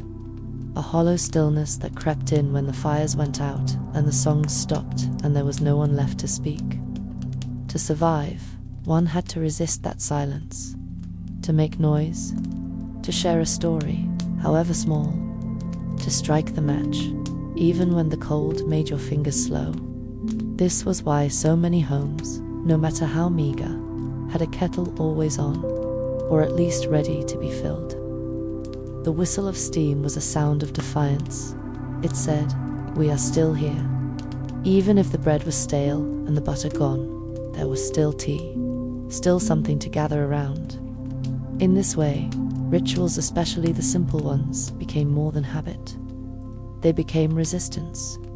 The sweeping of the stoop, the opening of the shutters, the laying out of one's tools. These were not just routines to keep busy, they were affirmations that time would keep turning, that life, even in its roughest shape, still moved. Street life, to adapt it in subtle but determined ways. The lamplighters, whose silhouettes traced the city's veins each evening, developed a rhythm that became part of the city's winter heartbeat. Each lamp, touched by a long rod tipped with fire, flared to life in the blue dusk like a promise. These lamplighters walked long distances in the cold, their boots soaked, their coats heavy with soot and fog. Yet they rarely missed a light. They knew their routes by heart, and in many neighborhoods, they were known by name. To children, they seemed magical men who brought fire to the dark. To shopkeepers, they were signals that another day was closing. And to those who walked the streets with nowhere to go, the lamps offered orientation, companionship, and sometimes even warmth. A flickering flame behind glass could cast enough heat to thaw a coin or toast frozen fingertips for a few precious seconds. And so, even these brief encounters with light became moments of survival, shared silently between stranger and street. The river, meanwhile, remained both danger and livelihood. The Thames in winter was fickle, sometimes frozen at the edges, sometimes flowing like slate beneath the bridges, sometimes bloated and mean with rain.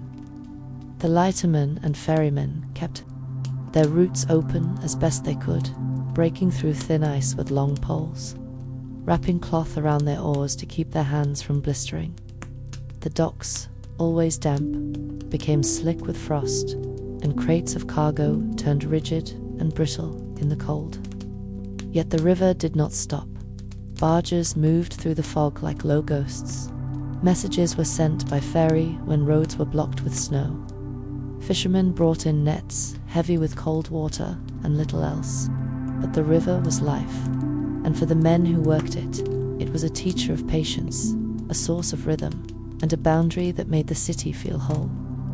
At night, when the bridges creaked under the weight of frost, and the mist clung to the railings like breath made visible, the river moved onward in its quiet, relentless way, and so did the people who relied on it. Children, of course, found ways to turn winter into something else entirely. Even with blue fingers and thin jackets, they chased joy across frozen courtyards and into snow-dusted alleyways. They skidded on ice puddles and built snowmen with soot-streaked snow. They stole bits of coal to make eyes and buttons, giggling as they ran. Even in the worst of it, children played. They turned rags into snowballs and imagined kings and queens ruling over slush kingdoms. They carved lines into the frost on windows, with nails or sticks, drawing stories into the glass for strangers to find. They tucked stray kittens into their coats and named them things like Sooty or Frostbite. They stood near the bakery, not just for heat, but to smell the bread and pretend they were inside, warm, safe, fed. These children were not oblivious. They knew hardship intimately, but they also knew something adults often forgot how to hold on to wonder when all else felt grey. They knew that sometimes, to survive the cold, you had to laugh at it, and above all of it, through every long, smoke-filled winter, there hovered the knowledge that these months were not something to master, but something to live through together. It was not about the fire alone, but about how many gathered around it. It was not about who had the thickest coat, but who had the heart to open their door to another. The people of Victorian London did not see themselves as heroes. They did not call what they did resilience. They simply called it living. They did not romanticize their own strength. They often wished for easier days, for softer beds, for warmer boots. But they did not wait for rescue. They kept moving. They helped each other. They paid attention. And in that, they built a kind of strength that no blizzard could erase. Not carved in stone or shouted from rooftops, but written in breath on glass, in the ashes of morning fires, in the hush that follows when one's soul finally finds warmth after a long, cold night, and in the deeper hours of night, when the sounds of the city dimmed and even the flickering of the gas lamps seemed to slow, winter revealed its truest shape. It was in these hours that the city whispered instead of groaned. The cartwheels had stilled. The markets slept. The last footfalls had faded into mist, and still, behind drawn curtains and beneath uneven rooftops, the quiet labor of endurance continued. Somewhere in Limehouse, a woman knelt before a low fire, feeding it, slivers of wood, and watching the orange glow tremble on her child's face. Somewhere near Holborn, a watchman in a frost-covered overcoat stamped his boots at regular intervals, a solitary figure walking the line between silence and duty. Somewhere beneath a railway arch, two boys huddled together on a bed of burlap sacks, counting the trains overhead as lullabies.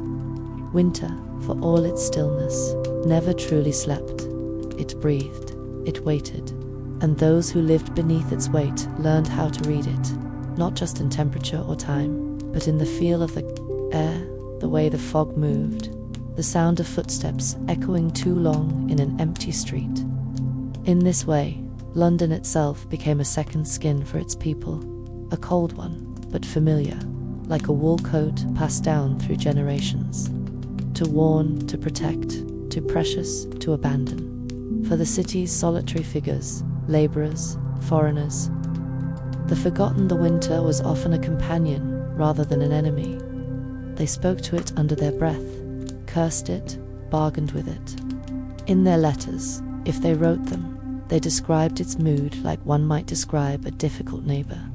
"The cold is sharp today," they'd write, or "the fog has turned mean again." They found ways to outwit it, warming pebbles in kettles, tucking paper between layers of clothing, soaking socks in salt water to dry them stiff, then re-softening them by body heat. They slept in shifts when they had to. They carved their days into small, manageable acts. Fetch water, stack coal, rub hands, stir soup. These rituals were not dramatic, but they worked. Each completed task was a small rebellion, a refusal to yield, and in that defiance lay the quiet truth of winter. It could break your fingers, but it could not break your will, not if you had learned how to bend instead of snap, how to endure without praise, how to carry warmth like a candle in the hollow of your chest, even for those who lived within the circles of privileged wealthy merchants. Titled ladies, men of influencer, winter carried a humbling clarity. Though their fires burned hotter and their blankets were stitched with silk, they, too, could not outrun the damp that crept into their cellars or the wind that rattled the panes. Servants fell ill, pipes burst, horses died on frozen cobbles, and in those moments they were reminded subtly, silently, that nature did not discriminate in its chill. Illness could climb marble staircases. Grief knocked at every door, regardless of brass or rusted iron. Some took these lessons and grew generous. They opened soup kitchens. They sponsored charities. They sent old coats to orphanages. Others grew meaner, retreating into parlors, lined with brandy and muttered complaints. But even then, winter left its mark. And for their children, whose world had never known want, the cold became a teacher of empathy, not through suffering, then at least through observation, among the countless institutions that responded to the season in subtle but essential ways. The libraries and reading rooms of the city offered a quiet salvation. Open to the public and warmed modestly by coal stoves, they became sanctuaries for the mind and the body. Men with nowhere else to go sat for hours, pretending to read newspapers long out of date, hands spread discreetly to catch the heat from the grates. Young boys who had never owned a book held volumes with both hands, as if they might vanish. The elderly read aloud to one another. The lonely wrote notes in the margins for strangers to discover. The air was filled with the smell of ink, damp, wool, and soft ash. In these spaces, knowledge became warmth. Not just the content of the books, but the act of reading, of choosing to imagine something beyond the frostbitten present. It gave shape to hope. It reminded people that there were other places, other centuries, other winters survived by those long gone, and that perhaps, by the same measure of patience and persistence, they too would endure. Even the animals of the city, the working horses, the shop cats, the pigeons clinging to window ledges told their own stories of winter. The cab horses were blanketed in thick wool at night, their heads bowed low, eyes dim with fatigue. Children sometimes crept out to feed them crusts of bread or whisper nonsense into their ears, as if the animals could absorb their sadness and carry it away. Cats became treasured residents of corner shops and newspaper stands, curling beside stoves or on ledges, tails flicking in mild annoyance at the weather. Birds huddled in chimneys, their feathers soot-darkened, their nests lined with scraps of London's litter. In the stables and alleyways, creatures moved as their human counterparts did, quietly, cautiously, grateful for scraps. Their presence was a comfort, a living warmth, a proof that not all things fled when the cold came. And so, people shared with them a drop of milk, a corner of blanket, a little space beside the fire. And in those quiet, shared spaces between people and animals, between neighbors and strangers, there emerged a peculiar intimacy that only winter could coax into existence. For in the face of a cold so relentless, it stopped clocks, stilled breath, and stole color from the cheeks of children, human proximity became a form of survival. To sit near someone, to hear their breath and feel their weight beside you, was a kind of warmth as tangible as any flame. Lodging houses crammed with laborers took on the hum of hibernating creatures. Not one man alone in his cot, but 20. Bodies curled in instinctive synchrony, coats tucked under chins, boots near the stove, in silent agreement that if one pair dried, all would take turns. Women leaned together on wooden pews in waiting rooms, their shoulders touching not out of affection, but out of a deep, biological understanding that warmth moved best through contact. In corners of workhouses and church vestibules, hands found. Other hands not always in love, not always in trust, but in need. And in that shared heat, there was a small, unspoken pact. We will keep each other from freezing, and that will be enough for now. Meanwhile, in the homes of artisans and clerks, where fortunes wavered like candlelight and every decision about coal or bread felt heavy, winter became an exercise in ritualized preparation. The hearth was cleared with reverence. Kindling was arranged not hurriedly, but with method, the smallest splinters first, laid like threads in a tapestry, followed by larger branches, coal last. Someone, often a child, would hold the match like it was a gift from the gods, striking it carefully, shielding it from draughts with cupped fingers. When the fire caught, there was no celebrationally silence, and the long collective exhale of a family that had, for this hour at least, triumphed over the cold. The kettle was set with care, the tea leaves were measured precisely. Even in homes that had little else, the tea ritual remained sacred. It slowed time. It reminded everyone that comfort, no matter how thinly stretched, was still possible. And after the tea, the mending began. Socks stitched near the firelight, buttons sewn onto coats, mittens patched with cloth that didn't match but was warm nonetheless. These were the hours when stories were told, not the grand kind, but the remembered kind. What happened during the last snowstorm? The time Uncle Henry lost his boot in a drift.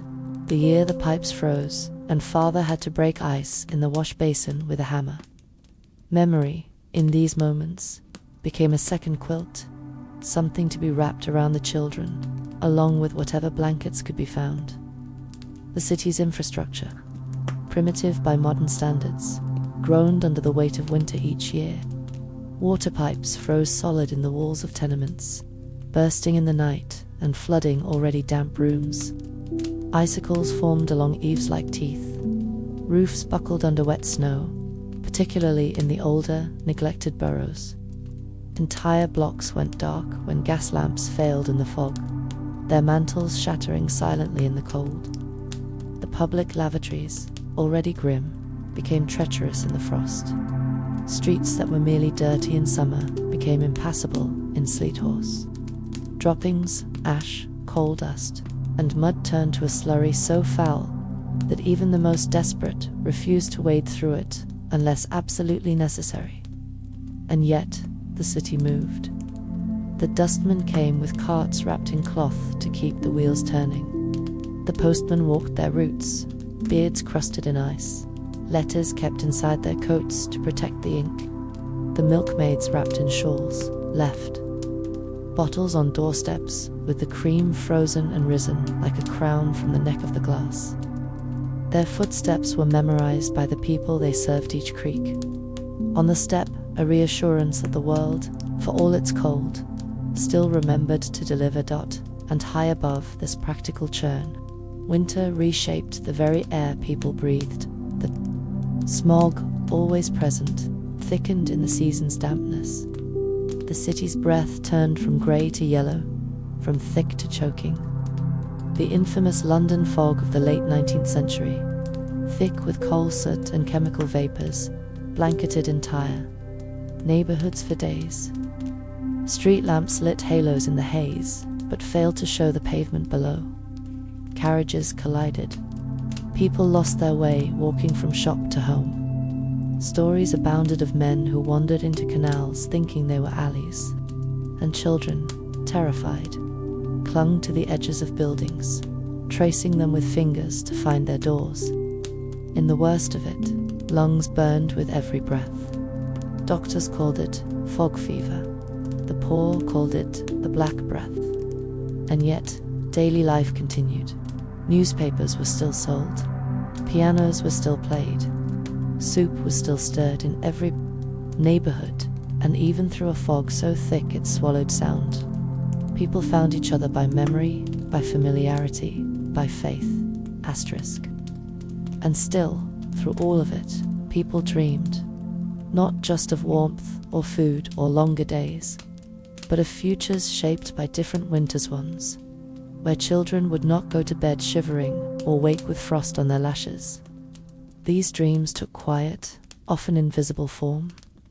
A mother darning socks in a room lit by candle stub, whispering plans to her baby asleep in a drawer. An apprentice saving a few extra pence from his meager pay, hiding them beneath a floorboard, so that next year he might buy proper boots. A bookseller reciting poetry from memory to an empty shop, the verses steaming into the air as breath. These were not grand ambitions, but they carried hope, and hope in the heart of winter was no small thing. It was perhaps the most essential form of fuel. Coal could warm your skin, bread could fill your belly, but hope, silent, intangible, could hold a person upright when both were in short supply. And in a city built on stone and soot, it was this quiet persistence that shaped the soul of its people. In households of every kind, winter left marks not only on walls and windows, but in behavior. People spoke more softly. They moved more slowly, conserving energy. Children became watchful, sensitive to the rhythms of cold delivery, of coughs worsening in the night, of whether their parents' footsteps sounded worried. In richer homes, winter brought seclusion. Invitations were sent less frequently. Garden walks stopped. A lady might spend hours writing letters she would never send, staring into the flame of her oil lamp as snow fell unseen beyond the drapery. A gentleman, frustrated by the weather, might sit longer in his club, his paper unread, glass untouched. Even luxury could become a kind of prison when the cold pressed in from all directions, when illness moved from house to house like a fog, with no address.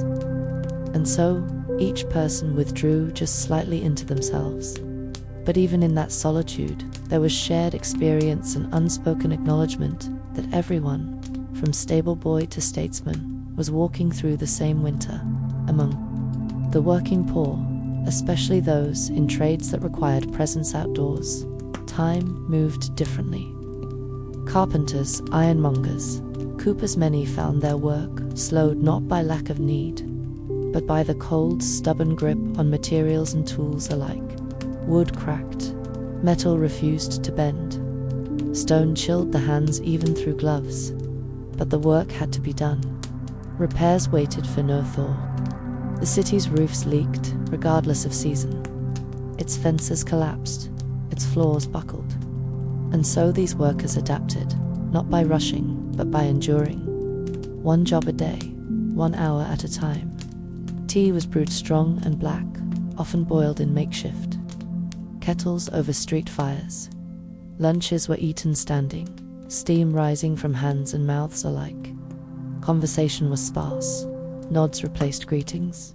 Everyone understood. No need for talk.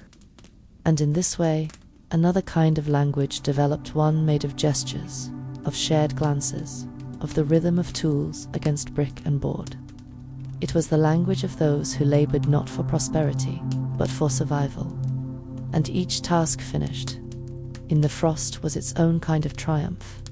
In boarding schools and seminaries, the season imposed a different structure. Lessons were shortened when ink froze in its wells. Hands were warmed over candle stubs. Dormitories echoed with coughs and whispered prayers. Yet discipline held firm. Latin still had to be recited. Psalms still memorized. Boys still filed into chapels with chins tucked into scarves, their breath visible in the nave.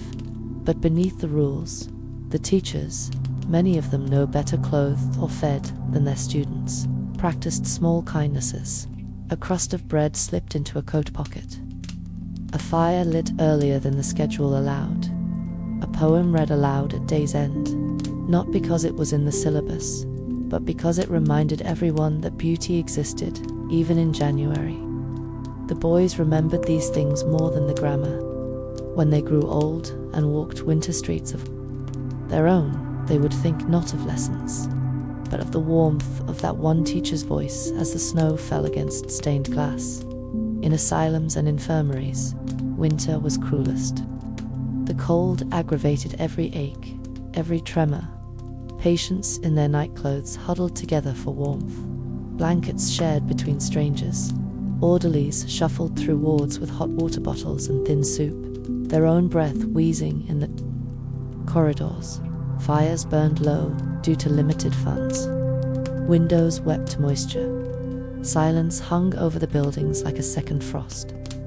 And yet, even here, there were sparks of light. A nurse humming while binding frostbitten feet. A doctor risking his own warmth to sit beside a patient too weak to speak. A janitor stoking the fire just a little longer after curfew, pretending he'd forgotten to check the coal level. These gestures mattered. They could not fix the system, but they could hold one person through one more night. And in places where dignity was often the first casualty, such moments preserved a fragment of humanity that no weather could erase. And as the city crawled its way through February, its bones aching and breath thin, people began to look for signs, not just of spring, but of survival itself. The way the sunlight lingered 10 minutes longer through the soot-streaked windows. The puddle that didn't freeze overnight. The sound of birds faint, scattered returning to trees that had seemed dead for months. These were not celebrations. They were acknowledgements. Because winter in Victorian London was not something one overcame with trumpets and cheer. It was something endured with bowed heads and steady steps. Those first signs of its slow retreat were not met with joy, but with caution. People had learned not to trust the early thaw. Too many years had shown them how a soft morning could turn into a cruel night. How a week of melt could end with a final blizzard that stole away the weak who had dared to relax. And so they watched. They measured the light on the walls. They tested the air before opening the window.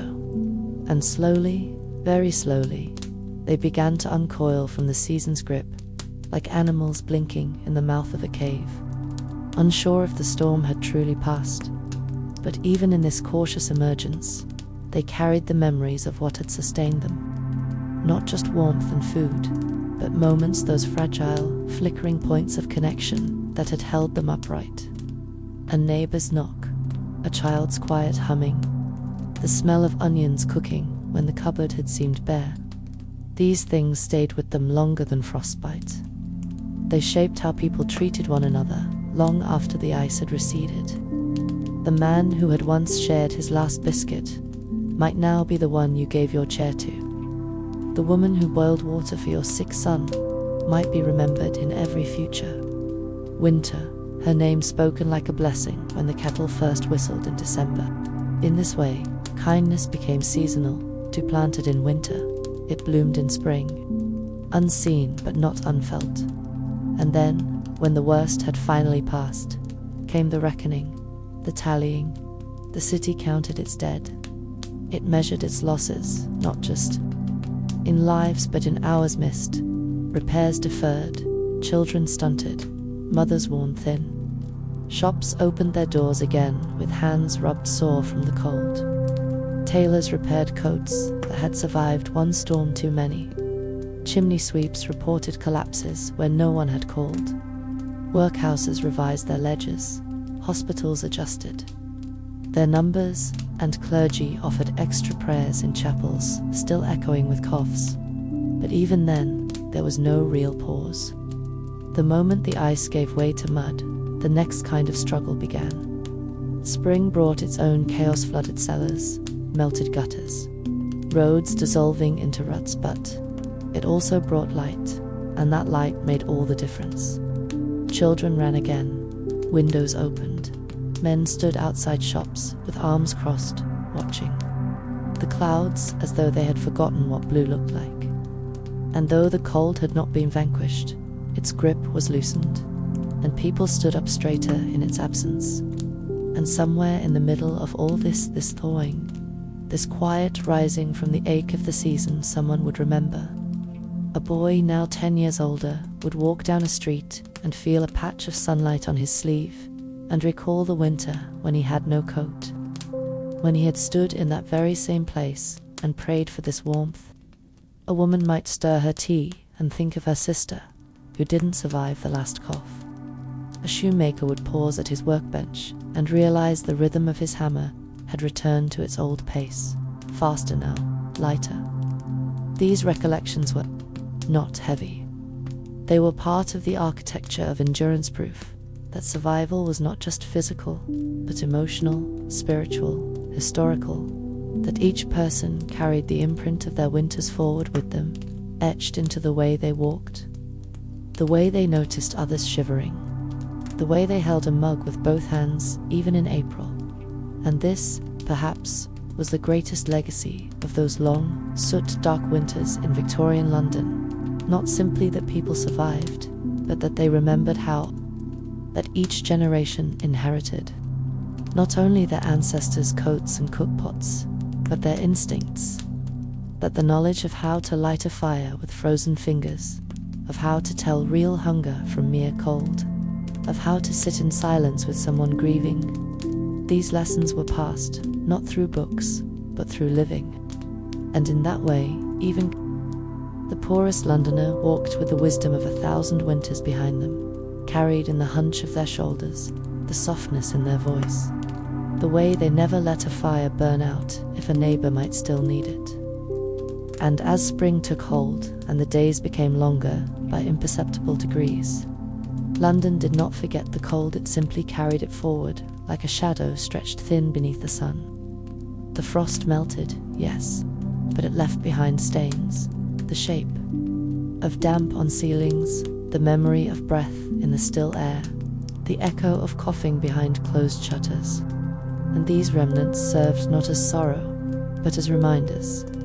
They told people who they were, what they had withstood, what they had repaired, what they had shared, in shops and schoolyards, in train stations and street corners.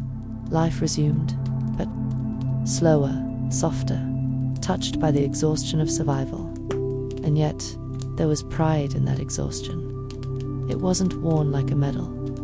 It wasn't spoken aloud, but it was in the way a man nodded to his neighbor, the way a mother wrapped her child's scarf more tightly, even as the wind grew mild. It was in the way people watched the sky, not fearfully, but respectfully, knowing what it could bring, what it had already brought. Because in Victorian London, to live through a winter was to gain a kind of quiet authority, a shared citizenship, in the unspoken republic of those who had endured. And the city itself, alive in its strange, grim beauty, bore these signs in its bricks and soot and stone. The narrow lanes where icicles had once hung now dripped with thawed life. The iron railings that had burned cold to the touch now warmed beneath hesitant sun, but their function remained the same: to guide, to protect, to remind. The city was both a place and a memory machine, its every chimney a witness, its every alley a story. The soot that clung to eaves and window panes did not vanish with the seasons. It layered over itself, year after year, until the very architecture of London was shaded by the accumulation of time and survival. And if a visitor walked these streets with a careful eye, they could still find traces: the scorch mark on a floorboard from a fire that saved a life, the small notch in a brick where someone hung their last lantern, the faint impression of footsteps, worn into stone by generations who refused to be kept inside, even by snow. But it was not just buildings that carried the memory, it was people. The elderly especially, their faces mapped with winters long past, became living archives. Their voices cracked, not just from age, but from having spoken for decades into cold air. They had the kind of knowledge one could not buy, only earn. They knew which baker kept his ovens hottest and would let you lean against the wall for a minute. Which grocer looked the other way when a child pocketed an apple in February. They remembered the great freeze of 47, or the blinding snow of 59, or the fog that killed 3 boys in one night outside Victoria Station. They carried these memories not as burdens, but as tools. They used them to teach, to warn, to comfort. "Don't let the stove go out after midnight," they'd say, or, "If your fingers start to feel warm in the frost, it's already too late." These were not sayings. They were laws, passed down like sacred rites, and even the youngest learned to listen. And there were ghosts. Of course, not the kind that moaned in churchyards or rattled chains in storybooks, but the quiet kind. The presence you felt when you stepped into a room where someone had once survived a night against all odds. The story you remembered only when your breath misted before your face. The silence that fell, thick and strange, when the first frost returned in autumn and you recalled a name you hadn't spoken in years.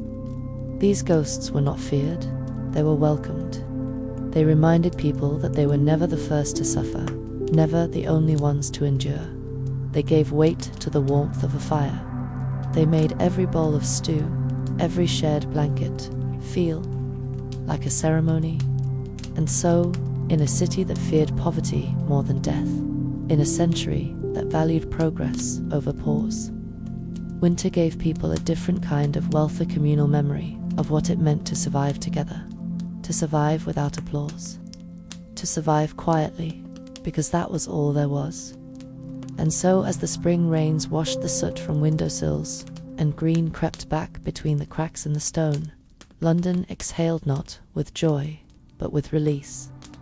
The city did not erupt into celebration when the cold passed.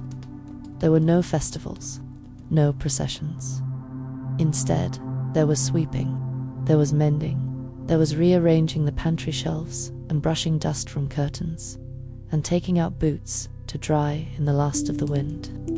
There was quiet work, the kind that marked a household returning to itself, and through it all, the memory of winter lingered, not as trauma, but as truth. The people did not forget. The aches in their hands did not vanish with the thaw. The smell of smoke clung to everything. The silence that fell over the city during the deepest cold never really lifted it, was just replaced by other sounds. The clatter of carts, the barking of dogs, the laughter of children who had survived one more season. These were not the sounds of victory. They were the sounds of continuity, of life returning, reshaped slightly by the hardship that had tested it in the poorest homes. Spring did not come with flowers, but with mold-wet walls that had absorbed months of damp, wool that had not fully dried since December, floors that warped from water seeping upward through cracked stone. But even here, people moved forward. They opened windows when the sun allowed. They hung blankets on ropes across courtyards, the fabric stiff and steaming. They turned their faces to the light. Mothers poured boiling water into the corners of rooms to chase away the last of the frost spirits. And children were sent out to gather sticks, not for warmth now, but for rebuilding. The rats were more active. The pipes needed mending. But these were manageable things, challenges of the living.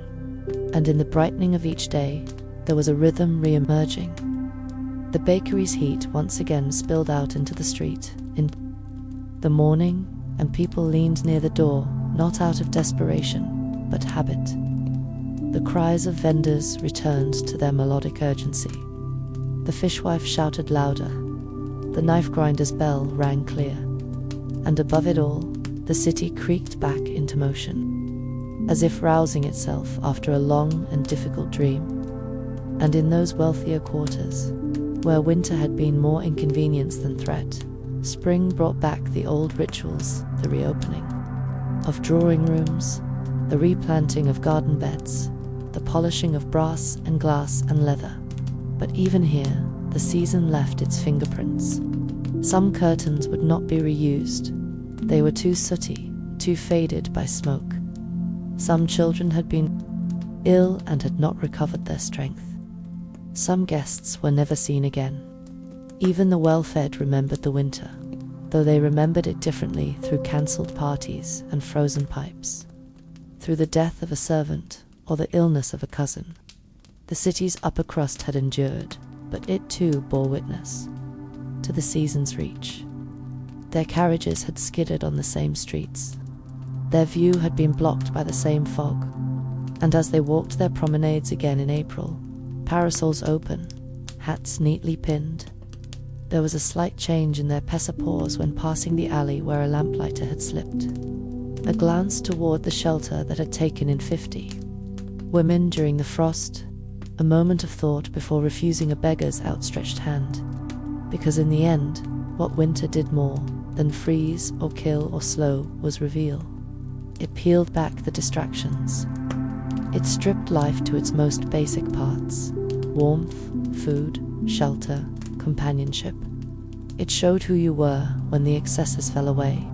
And in Victorian London, a city that often prided itself on performance of class, of industry, of progress, this was perhaps its most difficult lesson, that no matter how tall the buildings, how fine the fashion, or how modern the invention, the human need remained the same: to be kept warm, to be remembered, to be part of something that did not vanish when the cold came. And so, as the seasons turned and the city prepared once again for another year, the wisdom of winter endured not in the newspapers or sermons, not in the ledgers or laws, but in the daily choices of its people, in the way they gathered their kindling, in the way they stocked their cellars, in the way they looked at the sky come October and said nothing, only nodded, quietly acknowledging the return of the cold, and all that it meant. And so winter became not only a season, but a cycle etched into the collective bones of the city, a rhythm that repeated not just year after year, but life after life. Those who had once been children pressed against icy window panes now grew, old and wrapped shawls around the shoulders of the next generation. They became the ones who warned of damp corners, who double-checked the latch before bed, who remembered where the cold crept in first. And their children listened, not always with reverence, not always with understanding, but with the deep, quiet instinct of those who know that wisdom drawn from hardship is not to be dismissed lightly. The old men in pubs, their voices raspy, from years of cold pipe smoke and London fog, did not tell stories for glory. They told them so the cold might be understood, not feared exactly, but respected, like fire or sea. They remembered the winters when food was so scarce, even the rats grew thin. The years when the frost killed plants before harvest. The mornings when they awoke not in beds, but beneath carts, beneath steps, behind stables, breathing into cupped hands and counting seconds. These memories were not warnings. They were offerings. They said, "This is how you endure." Not with pride, not with noise, but with presence, with patience, with people, and it was people who always made the difference. Not systems, not saviors, not the newest invention promised in the headlines of the Pall Mall Gazette, but the woman who knocked on the door next door because she hadn't seen smoke from the chimney, the boy who offered the last of his matches to a stranger, the man who gave up his place on the workhouse bench for an old soldier with missing fingers. These were the acts that saved lives, quiet, uncounted, but powerful, the kind that didn't make headlines or history books, but made it to morning. And in the web of these unnoticed kindnesses, the true strength of Victorian London pulsed, not in its factories or its palaces, not in its steeples or banks, but in its people, its coal carriers and match girls, its nurses and nannies, its chimney sweeps and midwives, people who moved through fog and frost and snow, not because they were brave, but because there was no other option, because babies needed feeding, fires needed tending, lives needed living. And even when the wind tore through the city like a thing alive, they held fast. And in holding fast, they gave something to the future. They gave not just the facts of their survival, how many shillings for coal, how many layers to wear, how to tell the good apples from the rotten in a barrel iced over, but the feeling of it, the weight, the hush, the dignity, the memory of long nights broken by song, of shadows cast by gaslight on fogged-up glass, of the sound of a kettle boiling when you had almost forgotten what warmth sounded like. These things endured long after. The buildings crumbled and the street names changed. They lingered in the way people of the city walked with shoulders slightly drawn, as though always prepared for the wind, in the way they held their tea mugs with both hands, even in spring, in the way they paused, just briefly, when stepping from warmth into chill, as though remembering some deep, ancestral cold. The city had changed, yes, but not entirely. Some ghosts of winter do not leave. Some become part of the mortar, and so the question of how people survived winter in Victorian London cannot be answered in numbers or dates or even inventions. It must be answered in stories, in gestures, in the way that hunger softened voices and hardship forged gentleness, in the way the poorest woman could wrap her infant so precisely that it slept through a night that killed birds in the trees, in the way an old man could light a fire from almost nothing, striking stone and flint with fingers twisted by years of frost, coaxing flame with breath and prayer, in the way entire streets looked out for each other without ever agreeing to do so, in the way the city, when stripped bare by the cold, still stood soot-covered, trembling, but intact. Because in the end, survival was not about defeating winter.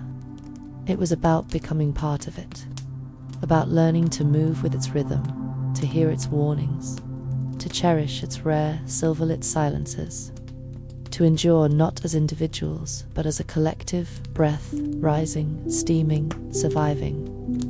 And as each winter passed and another arrived, as fog crept once more through the narrow alleys and the old familiar chill returned to the corners of every home, the cycle was renewed not simply as weather, but as memory, as atmosphere, as part of the very rhythm of London life. There were people who could smell the coming of it days before it arrived, who could feel its weight in their joints or hear it in the hush between footsteps.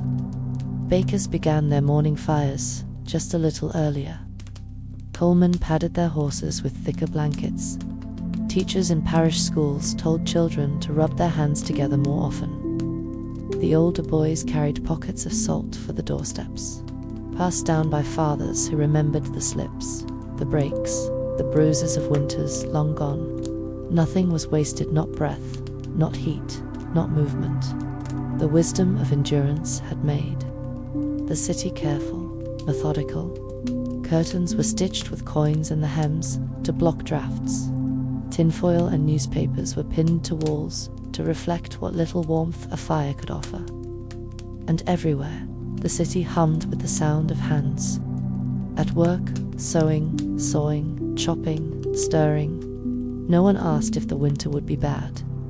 They only asked how many had already fallen ill, how many were missing from the morning queues, how many fires were still burning on their street after dusk. These were the signs that told the truth, not the thermometer, but the silence, and amid the labor there were rituals, some ancient, some recent, all rooted in necessity, turned sacred by repetition. Shoes lined up around a shared grate in tenements, lanterns hung from crooked nails beside the door, checked and refilled with a reverence that bordered on prayer, the gathering of coal dust from the corners of cellars, pressed with water into black cakes and dried in the sunless windows, the heating of pennies to warm frozen fingers, the communal unwrapping of a shared pie in a factory break room, steam curling through the air like incense. These were acts of survival, yes, but also acts of beauty. They spoke of a stubborn dignity that no amount of frost could dull. Because winter did not only test the body, tested the imagination. How do you stay warm with nothing? How do you find comfort in a broken chair, a damp wall, a pot that holds more hope than food? The people of London found answers not in abundance, but in invention. They turned crates into beds, old bonnets into gloves, soup bones into stories passed down through slurps and laughter. And each of these solutions became part of the city's inheritance, passed from one soul to another, quietly and without ceremony, like a match struck in the dark dot in every household. There was someone who remembered a worse winter. "You should have seen 68, they'd mutter, or there was snow on the window ledge in October that year, and we didn't see grass till March." These remembrances were not complaints, they were spells, anchoring the present in a shared past, drawing strength from survival already proven. And in this way, winter itself became a kind of elder in the room present, even when not acknowledged, shaping behavior and drawing stories to the surface. That was the year your father came down with the fever, and the doctor had to break the ice in the washbowl to clean his hands. I met your grandmother in a bread line, both of us looking for the same heel. These stories clung to families, the way smoke clung to curtains. They stained everything, but they warmed too. They reminded each person that hardship was not a mark of failure, but a passage. That to be cold, to be hungry, to struggle, was not to be alone, but to be part of something larger than yourself. Something shared by chimney sweeps and shopkeepers, by barmaids and barristers, by children born in beds made of straw and men, dying in rooms lined with velvet. Winter did not care who you were, but in that disregard, it made everyone visible. And perhaps that was winter's secret gift, the way it made the invisible seen, the way it forced people to acknowledge one another, to recognize need, to extend hands without waiting to be asked. In the warmer months, it was easier to ignore. A ragged man on a summer bench might be simply resting. A barefoot child might be playing. But in the cold, the lines were clearer. The need was sharp, and so the responses sharpened to a sandwich, passed down from a carriage window, a door left unlatched for someone seeking shelter, a scarf untied and retied on another's neck. These moments were fleeting, often anonymous, but they stitched a kind of humanity through the city, like thread through wool. You could not see it from the rooftops or measure it in parish records, but you could feel it when the frost came, when the city breathed out steam in the morning and eyes met above cups of broth and coals burned lower than expected. That's when the thread held firm. And in the smallest corners of the city, those stairwells and garrets and cellar kitchens, where breath lingered long on the air and frost etched its silver veins across the inside of the glass, people carried on not just because they had to, but because something inside them had been shaped by winters long before their own. The instinct to tuck the blanket higher on a sleeping child, the muscle memory of wrapping the wrists and ankles first, because those went numb quickest. The quiet pacing of a hallway to bring warmth back into legs grown stiff from stillness. These were not taught in schools or printed in manuals. They were learned the way songs are learned, from hearing them over and over, until the rhythm becomes a part of you. Winter gave that rhythm to every Londoner, whether they wanted it or not.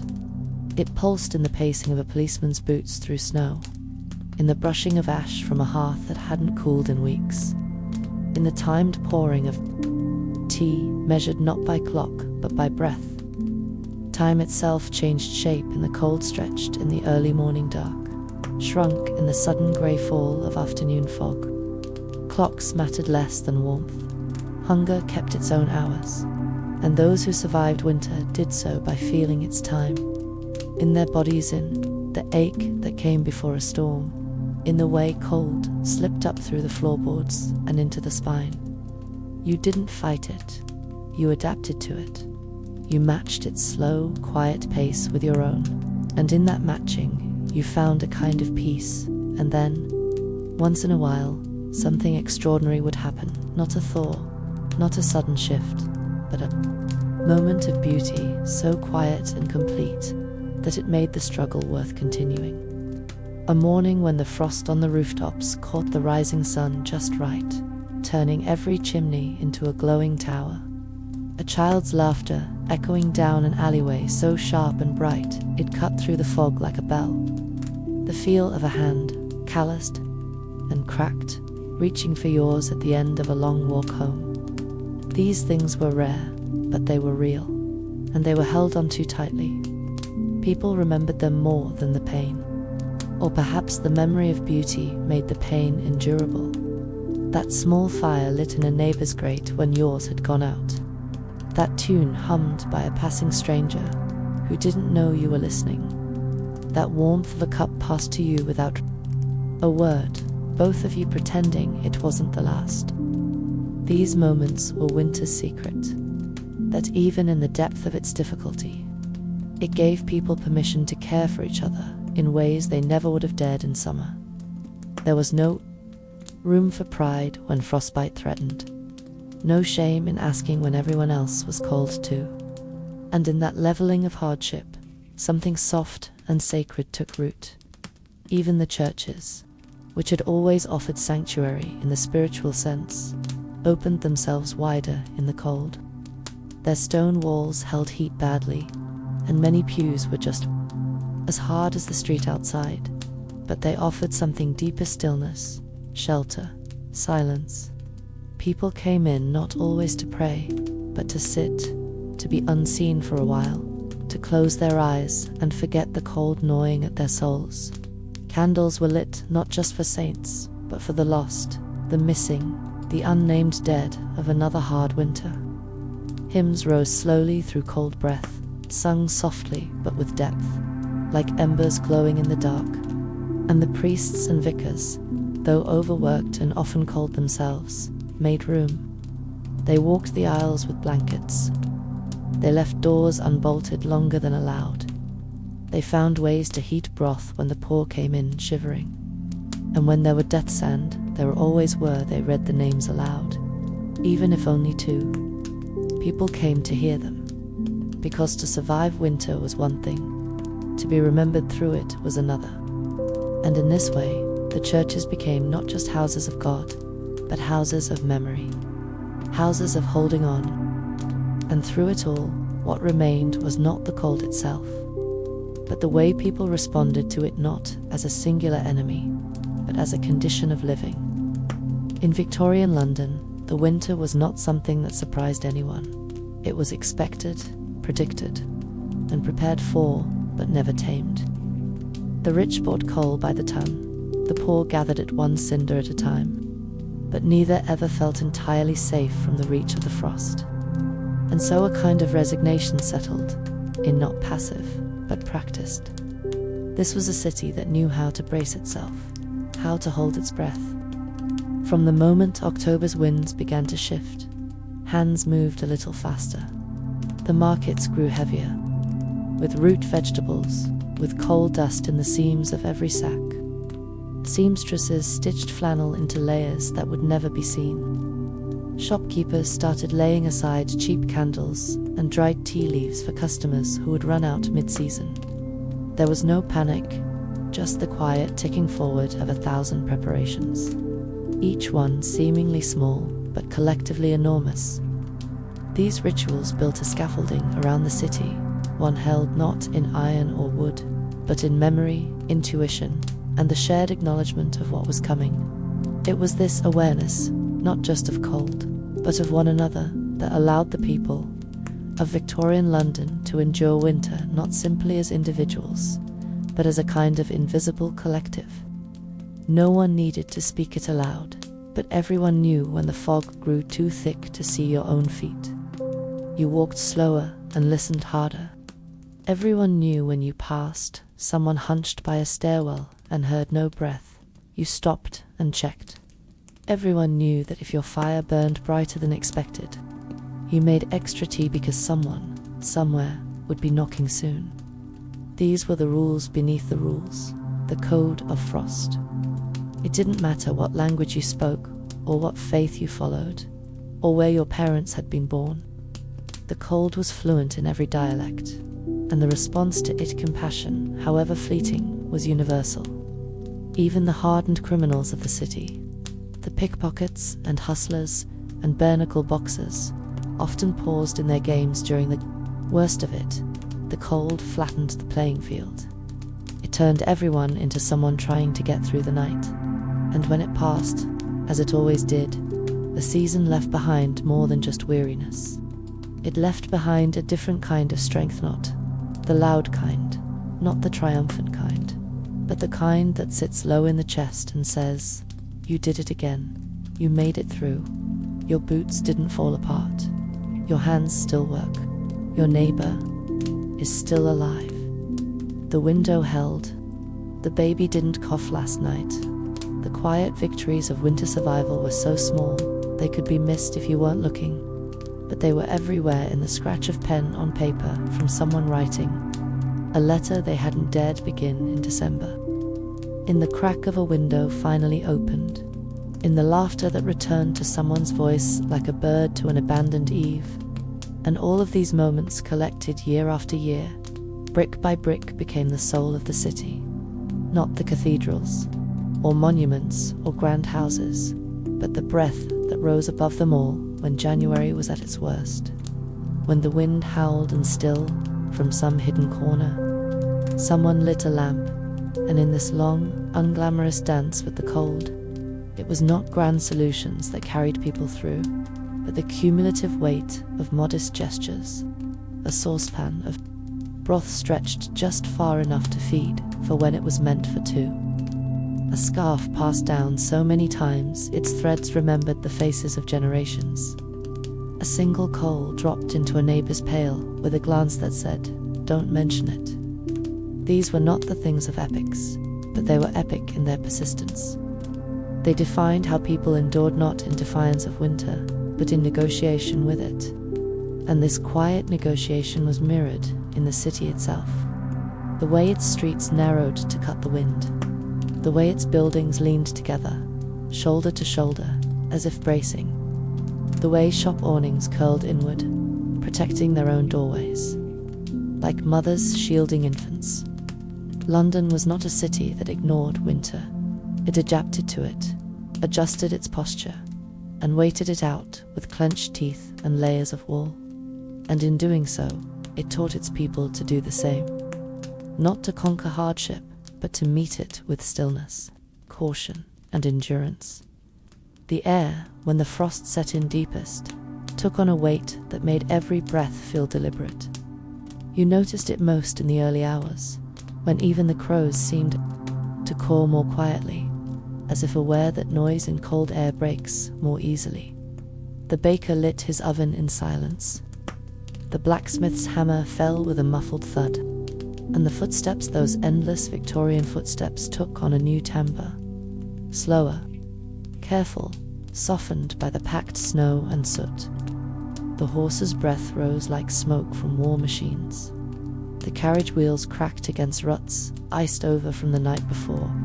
And overhead, the sky never truly blue, hung low and pale like a lid pulled tight across the city.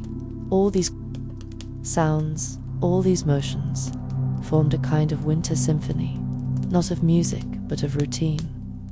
London's winter song was one of patience and repetition, of boots and buckets and breath, of fabric being wrung out and doors opening slowly. And if you listened long enough, you could hear it change by the hour, a lull in mid-morning, a rising hum near dusk as people returned home, a hush after the lamps were lit and the streets emptied of everyone but those who walked, because they had no place to go, and those who walked endlessly, often the most forgotten, were sometimes the ones most attuned to the rhythms of the season. The street sweepers, with their stiff brooms and aching backs, the night watchmen, circling buildings while their fingers numbed beneath their gloves, the match sellers, calling out in voices already hoarse from fog and smoke, praying for someone to glance down, to care. They moved through winter as ghosts of their own lives, barely acknowledged but utterly essential. They were the keepers of the city's undercurrent, the ones who ensured that even in the thick of frost, London did not stall. They reminded the world that hardship did not pause.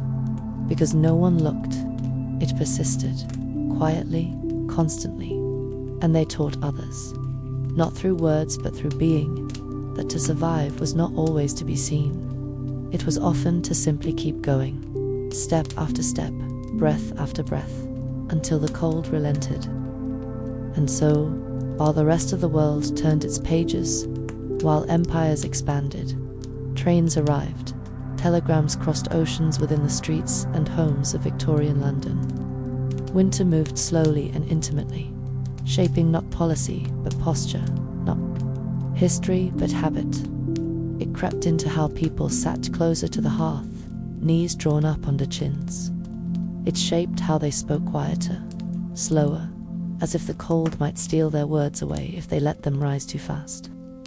It changed the way they looked at each other, with the kind of attention that asked, without needing to say, "Are you getting?"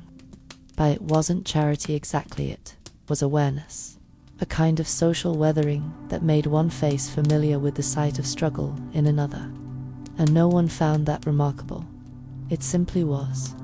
Just as it was understood that the baker might set aside a roll or two for the woman with 3 children and thin gloves, or that the boy from the mews would deliver firewood one day without asking for the penny he knew she didn't have.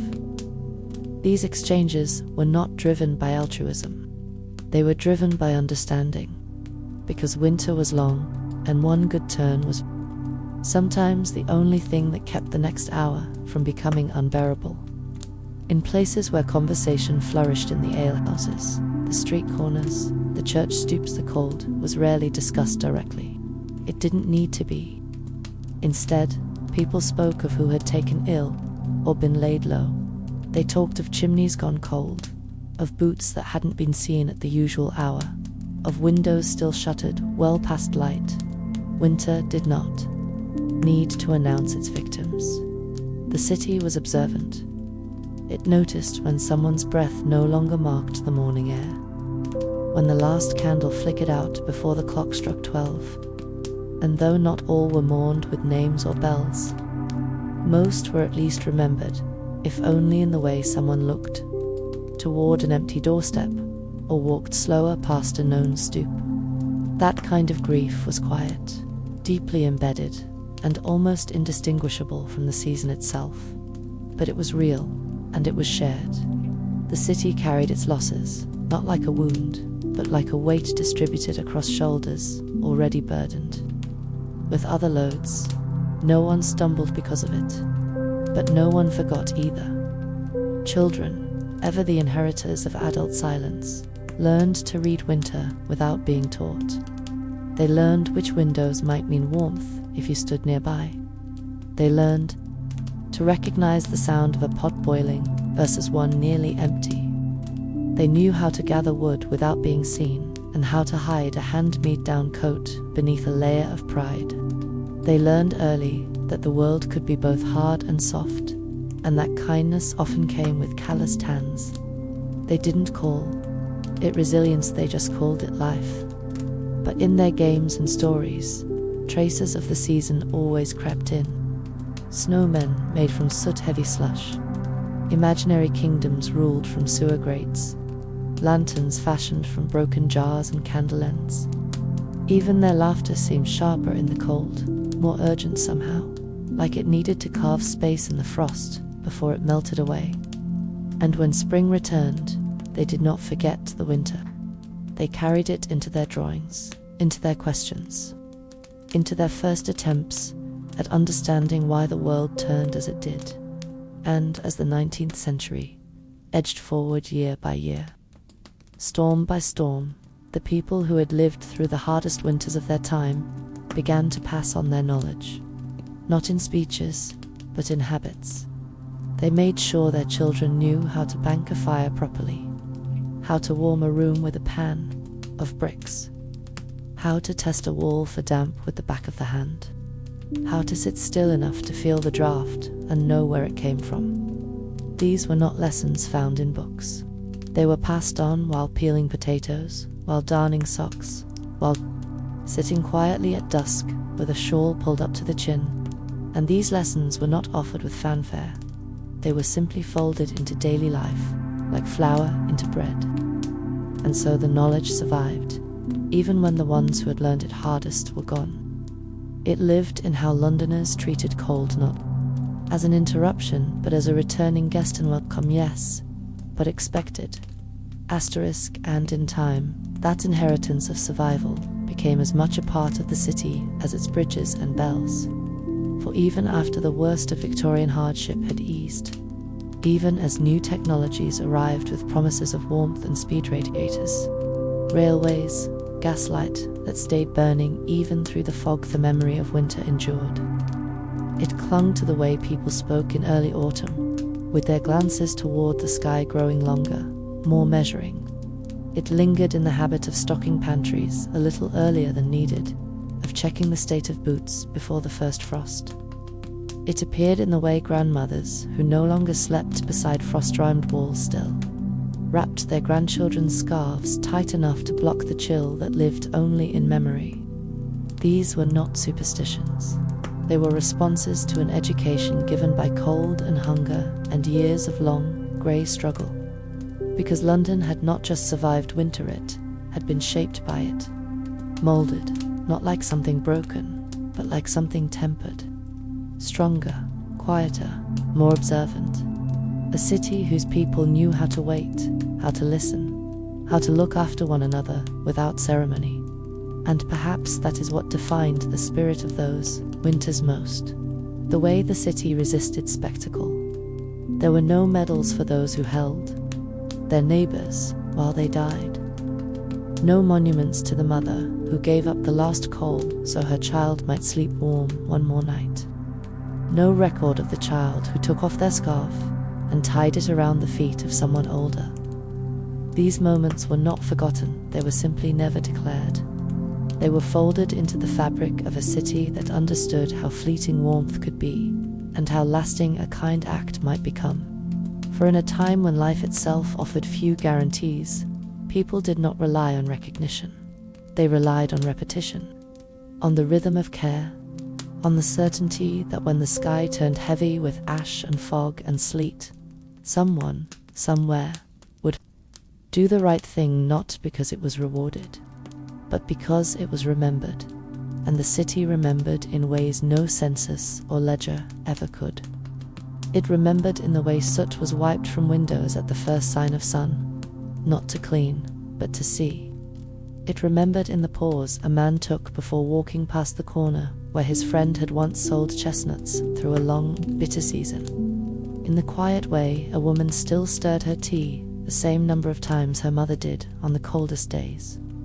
In the marks on the wall where children once measured how high snow drifted inside, not out. These signs were everywhere, if you looked closely, not as sorrow, not even as nostalgia, but as part of the deep, slow wisdom of a city that had walked with winter longer than memory could hold. It had made room for the season. It had learned to live inside it. And in doing so, it had made survival an art, quiet, persistent, uncelebrated, but always passed on. And perhaps what winter taught, above all, was patience, not the passive kind, but the kind earned one frozen minute at a time. Patience in the way you learned to wait for the kettle to boil over a weak flame. Patience in the way you sat beside a sick child and counted their breathing through the night, too cold to move, too frightened to sleep. Patience in the knowledge that no matter how long the night stretched, it would end eventually, as all nights did. The people of Victorian London didn't speak of this patience often, because it wasn't something they thought remarkable. It was simply part of how they lived. They queued in silence for coal. They walked miles through sleet without complaint. They stood by windows, watching the fog fold and unfold across the rooftops like damp cloth, knowing nothing they did could speed it away. And in this stillness, this acceptance of time on winter's terms, there grew a kind of strength, slow, steady resilience that didn't announce itself. didn't demand recognition, but showed itself each time someone chose to rise and dress, and step out into the grey once more. The city responded to this rhythm with its own kind of solemn grace. The chimneys that smoked day and night became landmarks not of industry, but of survival. The pubs and boarding houses became not just places of drink and lodging, but of ritual warmth, places where people could share a wall and a story, and sometimes nothing more than proximity. In the back rooms of shops and the side halls of chapels, people gathered just to be together, not because it changed the temperature, but because it changed something more important, the feeling that one was not facing the cold alone. And when someone died in winter, as someone always did, the mourning was quieter, heavier. The funerals were short, the breadth of mourners rising in silence like incense. The streets remembered them long after the frost had gone, and each passing left behind not just grief, but instruction reminding those who remained of what must still be done. Keep the fire low but steady. Watch the signs of illness early. Never let the water freeze in the kettle, and always share what can be spared. Because winter never favors the same house twice. There were many who never returned from those winters, whose names disappeared from rent rolls and washing lines, whose places in pews remained empty. Come spring, but they were not forgotten. They lived on in the customs that remained long after, in the habit of warming coins before placing them in a child's hand, in the way coats were always brushed clean and dried before being packed away, no matter how thin they were, in the stories that began the year of the long freeze, or when the Thames smoked like a cauldron.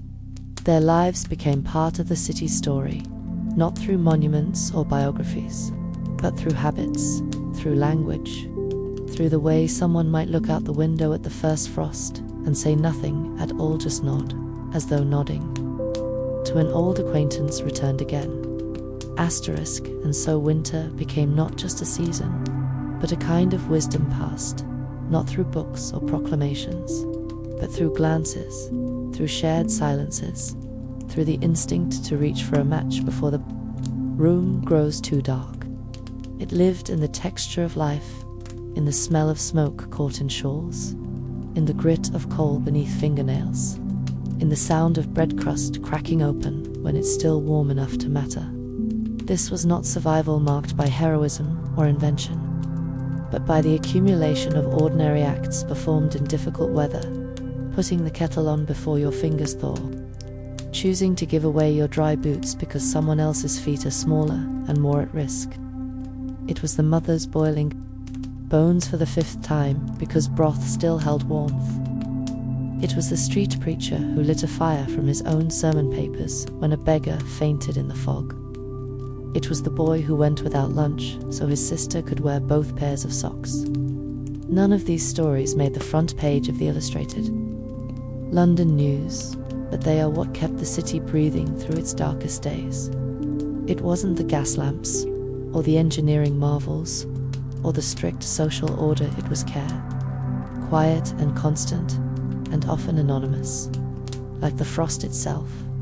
And for those who lived through more than one of these winters, who counted time not by birthdays or rains, but by how many hard Januaries they had outlasted there, came a way of looking at the world that was neither bitter nor blind.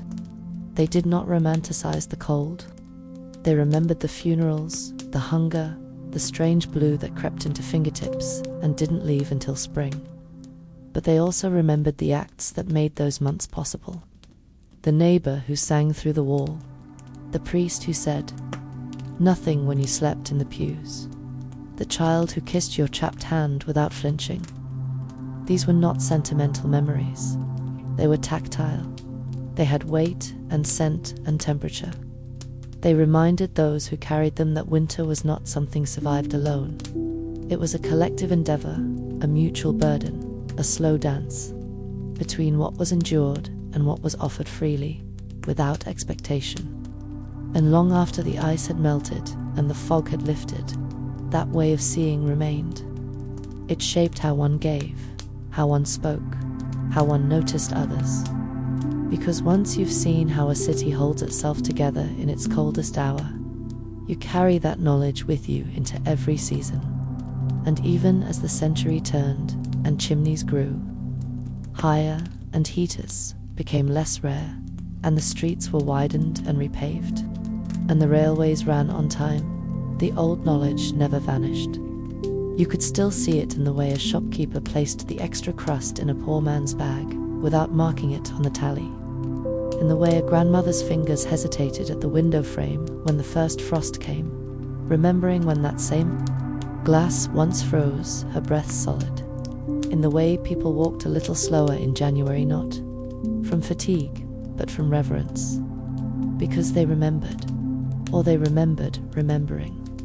And in that act alone, they honored everyone who had once stared down the same wind, the same empty cupboard, the same long night, and said quietly, without drama, not yet. We go on.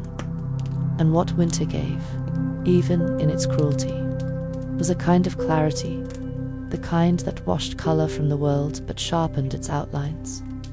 You saw your surroundings more honestly when the warmth was gone. Streets were no longer distractions, but corridors of grit.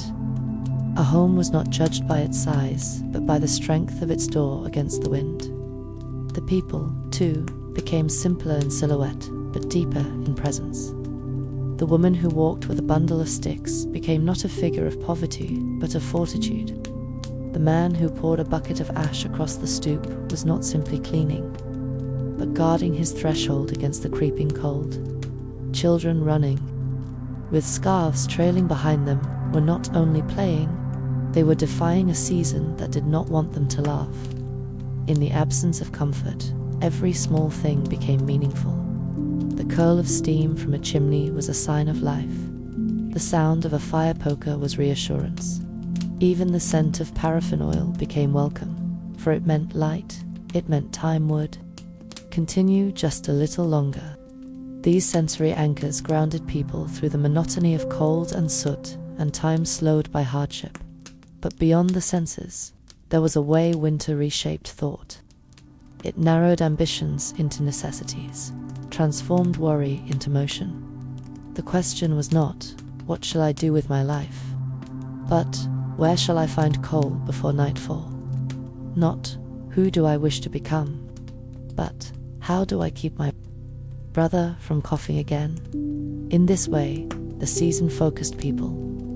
It did not simplify them, it distilled them.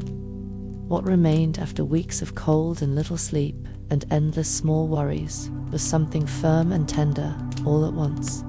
You saw who people really were in winter. You saw who would share, even when there was almost nothing. You saw who checked the neighbor's steps each morning to be sure no one had frozen overnight, and you remembered it. Long after the weather warmed, you remembered who had sat beside you in the cold without complaint. These were the relationships that lasted, not built on entertainment or wealth or ease, but on the silent companionship of enduring something hard together. And while those months were often grey and repetitive, each day another echo of the last, they were punctuated by moments that now live only in memory. The one day when the fog lifted and the sun glowed gold against the dome of St. Paul's. The night when the snow was so still that no one spoke, and the city itself seemed to sleep. The time when the landlady's cat gave birth under the stairs, and for a week every tenant checked on her, leaving scraps of warmth and milk. These weren't dramatic events. They didn't change history, but they changed people. They became stories retold, not because they were thrilling, but because they were true. Because they reminded those who told them that even in the most ordinary soot-covered corners of London, winter could make space for awe, for reverence, for the kind of small kindness that makes the world livable. And when all was said and done, when spring finally pushed back the sky, and the frost left the windows, and children no longer drew faces in the condensation of their own breath, what remained was not just relief, but a quiet astonishment. Not celebration, for there was no energy left for that. No cheers, no great feasts, no banners waving in the streets. Just an awareness, low and steady. We are still here. That simple fact, in and of itself, carried a weight larger than most. Triumphs, to be here still. After months of breath that steamed in the air, after weeks of skin rubbed raw by wool and smoke, after days when food was thin and silence was thick. Still here, it was an achievement never named but always felt. And in its feeling was power. Not the power to conquer, but the power to persist. The strength of a people who knew the worst a year could offer and bore it anyway, who folded their memories of the hard months into cupboards and hearts, carried them forward like tools, and turned toward the next season with no guarantee but the knowledge that they had done it before, in time. It became clear that the measure of a winter was not just in snow or temperature, but in the stories it left behind. The tale of the family that shared one room and one blanket, yet managed to stay well. The old man who shoveled paths for widows with a back that should have given out a decade earlier. The girl who never stopped singing, even as the pipes burst and water ran like ice along the walls. These stories did not belong in newspapers. They belonged in kitchens, in pubs, in memories passed over candlelight and black tea. They were the city's second architecture, a foundation not built of stone, but of voices. And it was this, more than anything, that allowed people to step again into the grey and carry on. Not blind courage, not foolish optimism, but the memory of what they and others like them had endured. The knowledge that somewhere, tucked into the walls of London, lived a long echo of those who had once sat shivering by firelight, telling themselves just a little longer. And so when the cold returned, as it always did, it did not arrive as a stranger. It was greeted with silence, with readiness, with eyes that knew what it meant. Children gathered kindling without being told. Fathers double-checked the roof slates. Neighbors counted candles. And no one said the word aloud, but everyone knew what they were preparing for, not just the weather, but the feeling of winter, the inward turning, the slower breath, the hush in the streets that told you the frost had come to listen. You didn't fight it. You adjusted. You wrapped. You waited. And beneath the rooftops, behind the fogged glass, and beneath layers of flannel and lace, people held on to one another, not tightly, but steadily, like lamplight held in a cupped hand. Asterisk, and thus the ritual returned, not out of novelty, but necessity, like breathing. The first frost was not a surprise. It was a signal. Coats were brought down from hooks, where they had waited all year, sleeves still carrying the faint smell of smoke and soap and last year's silence. Gloves were checked for holes and restitched by lamplight. Curtains were weighed down with stones and coins to keep the draft from crawling beneath. Water jugs were moved away from windows. The kitchen became the hearth once again. The center not only of food but of life, where socks were dried, where bread rose slowly in the dim heat, where stories unfolded with the rhythm of spoons on iron pots. These were not conscious ceremonies. No one called them that. But they formed the architecture of survival just as much as bricks and beams. And when the season deepened, when December's light grew thin and January's nights stretched like wire, those rituals became anchoring points. You boiled the same tea. You hung the same shawl. You checked the sky in the same way your mother had. The body remembered even when the mind tried to forget. And in this slow rehearsal of the same old measures, there was something almost holy. The way the light from a candle fell across frost-laced windows at dusk, the hush of breath shared between two people lying close beneath wool and time. The creak of floorboards, not walked upon in months, suddenly felt again by feet grown careful.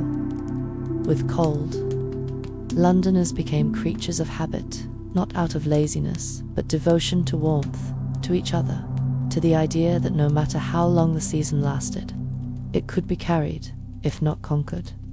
And winter, for its part, did not hurry. It arrived, slowly, waited without apology, and left with reluctance. It pressed itself into the corners of churches, into the ribs of iron bed frames, into the joints of knees and the cracks in walls. But those who knew it, who had grown up with it, married in it, lost people to it, no longer raged against its grip. They welcomed it as one might a difficult elder, with respect, with preparation, with a mix of fear and deep familiarity. The city adjusted its tone to the bells rang softer through the fog. The coal barges moved slower through the Thames, their crews wrapped like mummies in coats, too stiff with damp to bend.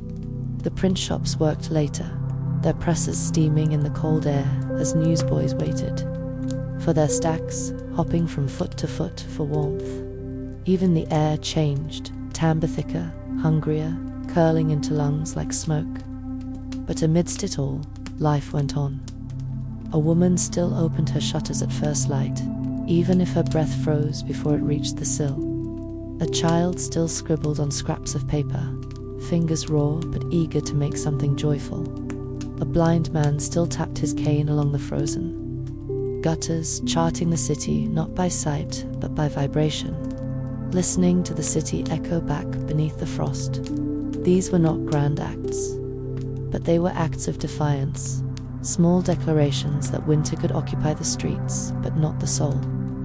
And there was something else that those winters gave, which few ever spoke of aloud but all understood, the deep, strange intimacy that came with shared hardship. It was not friendship, not always. It was not kindness in the form we often celebrate. It was a kind of closeness born of endurance, the sort of bond you formed with someone you saw every morning at the bakery queue. Both of you wrapped in the same threadbare wool, both of you nodding, never speaking, but holding a place in each. Others lives through sheer persistence. Or the old woman who opened her window just an inch every morning so the chimney sweep's boy could smell her teen, ever inviting him in, never exchanging a word, but doing it all the same, because it made the street feel more human. There were hundreds, thousands of such moments each day, unnoticed by the world at large. A hand resting a moment longer on another's shoulder, a lump of coal slipped into someone's pocket when their back was turned, a candle left on a doorstep in silence. These were not acts of charity, they were acts of mutual survival, carried out by people who had learned that in the cold, the most powerful thing you could give another person was the assurance that they had not been forgotten. And memory itself became part of the fabric of winter. The walls remembered, the cracks in the floorboards remembered. The very air seemed to hum with the lives that had passed through it, and people remembered, too, though not always in words. Sometimes it was a gesture, mother folding her coat over her sleeping child, not because it was cold that night, but because she remembered when it had been. Sometimes it was a silenced neighbors walking side by side for blocks without speaking, the frost crunching beneath their boots, both knowing where the other had come from and why they walked at all. And sometimes it was in song, a lullaby, sung to a child who would never know what it meant, only that it had been sung before by someone who had also waited out a winter. The season made archivists of everyone, not in ledgers, but in movement, in care, in the way they carried themselves. After surviving another year, it gave them a kind of wisdom not earned in books or churches, but in chill breath and long nights and the quiet miracle of waking up still alive. Asterisk, and so winter, for all its silence, had a voice. It spoke not in thunder or collapse, but in the way people moved through space, in the hush of shared breath near windows glazed with frost, in the creak of stairs no one dared rush upon for fear of slipping. It was a language of pace and posture. A boy walking with arms pressed tight to his chest, conserving warmth. A widow folding her shawl 3 times before stepping into the street, not to ward off wind but grief. a family setting boots by the fire, not only to dry, but in a particular order, a ritual that had outlived its reason but not its meaning. This language passed without teaching. It was learned in the fingertips, in the ache behind the eyes, in the legs that forgot what it meant to walk without stiffness. Winter didn't need to teach through disaster. It taught through repetition, through the knowledge that every year the same wind would rise, the same fog would crawl low and thick along the alleys, and the same fire would have to be coaxed again from kindling. No one could afford to waste, and the body remembered what the mind might forget. It remembered which hand to wrap first, where to tuck the socks to dry fastest, how many seconds you had between lighting a match and losing all feeling in your fingers.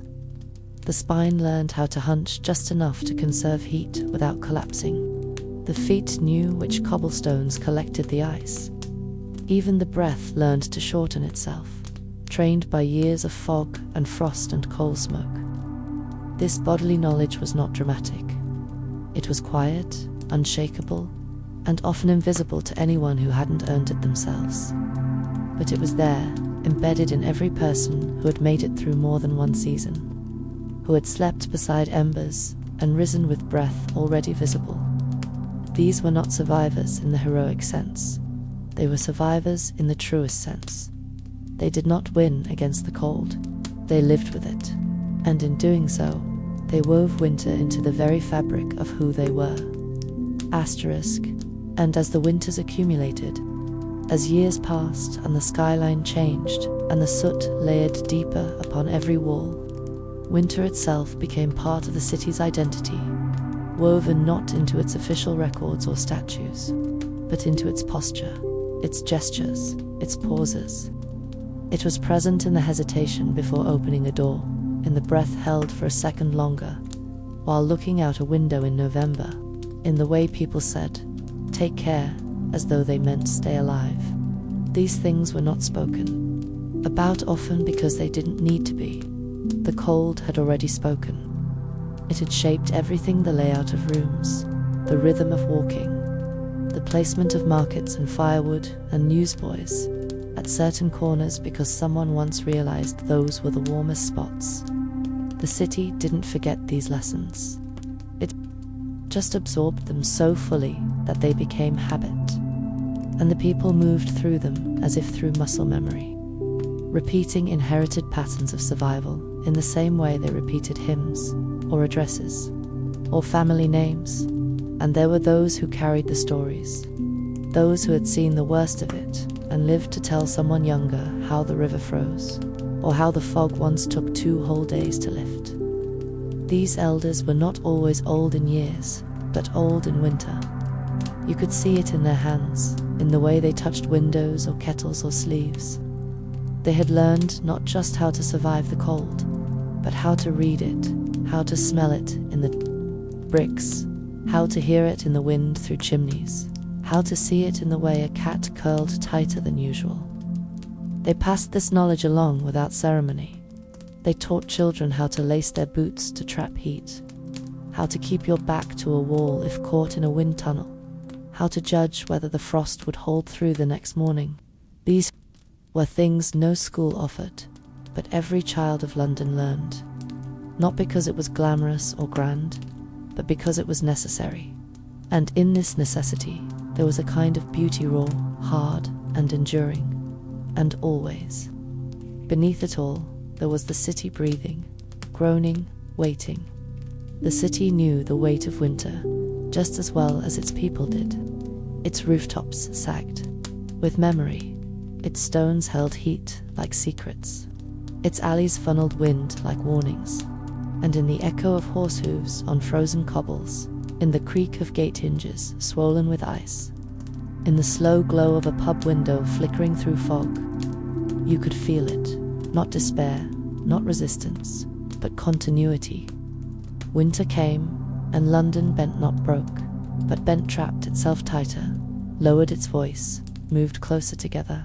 It did not shine, it did not rise, but it endured, and in that endurance passed from hand to hand, house to house, fire to Fire, it wrote the truest story of survival the city ever told. And as generations came and went, and new streets were laid and old ones renamed, and the fog lifted just a little sooner each year with the coming of gaslight and better insulation and more coal in more homes. Still the memory of those winters did not leave. It was handed down like a worn prayer, unspoken but always understood. A girl born in a better age might never feel the frostbite her great-grandmother endured, but she would still be taught to wrap the windows with cloth when the first chill came. A boy who never waited in a bread queue might still pause at the corner where his grandfather once did, watching the same wind turn the same lamppost pale with ice. These traces did not vanish with progress. They lived in the bone of the city. They echoed in the way people folded their arms across their chest in February, even if their coat was warm. They lingered in the smell of coal smoke that clung to chimney bricks long after the fires had gone out. London carried winter in its breath, and those who lived within it, especially the old, could still hear the echoes of a century of cold every time they closed a window or lit a match. And though the winters of the late Victorian years grew gradually less deadly for some, with new jobs in modern factories, those in houses with newer piping, those in neighborhoods where gaslight now glowed through even the thickest fog, the rhythm of survival still pulsed underneath. People still walked with care on cobbles that iced at dawn. They still salted their steps, still swept the stoops, still warned children not to run when the frost was sharpest. The memory of tragedy stayed longer than the tragedy itself. It was what made people carry an extra candle, what made them keep broth on the stove even after dinner had ended. It was not paranoia, it was memory. Memory in the muscle, memory in the breath, memory in the habit of pulling one's coat tight before turning the key in the door. These weren't superstitions. They were echoes, and echoes in a city like London outlast almost anything, because winter in Victorian London was not simply something survived, was something internalized. It shaped the way people held themselves, the way they measured time not by calendar, but by how quickly a fire warmed a room, the way a man knew what kind of fog was coming just by the taste of it on the air. The way a woman folded a blanket over her knees before she even felt the chill. These were gestures passed down not by education, but by example, watched in silence, repeated in instinct, performed without thought. And in each of these movements, a story was carried, of hardship, of resilience, of an entire people who refused to vanish into the cold no matter how long the night. They were not heroes. They were not saints. They were ordinary Londoners, and that was the miracle. They endured not once, but endlessly. Asterisk, and in the stillness of those long winters, a certain kind of thought emerged, the slow kind, the kind that couldn't survive in summer's busyness or spring's chatter. Winter taught people to wait, to listen, to let the world move at a crawl and not try to hurry it along. Time didn't pass in minutes or hours during those months. It passed in breaths, in the stretch of shadows across a wall, in the way steam curled from a mug. It passed when the fire needed feeding again, when the fog became so thick the world beyond the street lamp vanished, when someone knocked softly and asked, not for anything in particular, just to come in and sit. In these moments, the city stopped, pretending to be fast or mighty. It became what it truly was, a place full of people holding on. And in that holding on, a different kind of intelligence bloomed. A wisdom not found in books or ledgers, but in the act of sharing a corner near the stove, in knowing exactly how many steps it took to get to the baker's by memory alone when the fog was blind, in the understanding that silence, too, could be kindness. The streets grew quieter in those months, not because people vanished, but because they moved with purpose. There was less laughter on the corners, more eyes meeting in acknowledgement, less song in the air, more rhythm in the walk of feet heading home. But this quiet was not emptiness. It was a kind of depth. A city listening to itself, listening to the creak of its own bones, to the tap of rain on slate roofs, to the soft hiss of a gas lamp lit too late. Children still played, but they played in shorter bursts.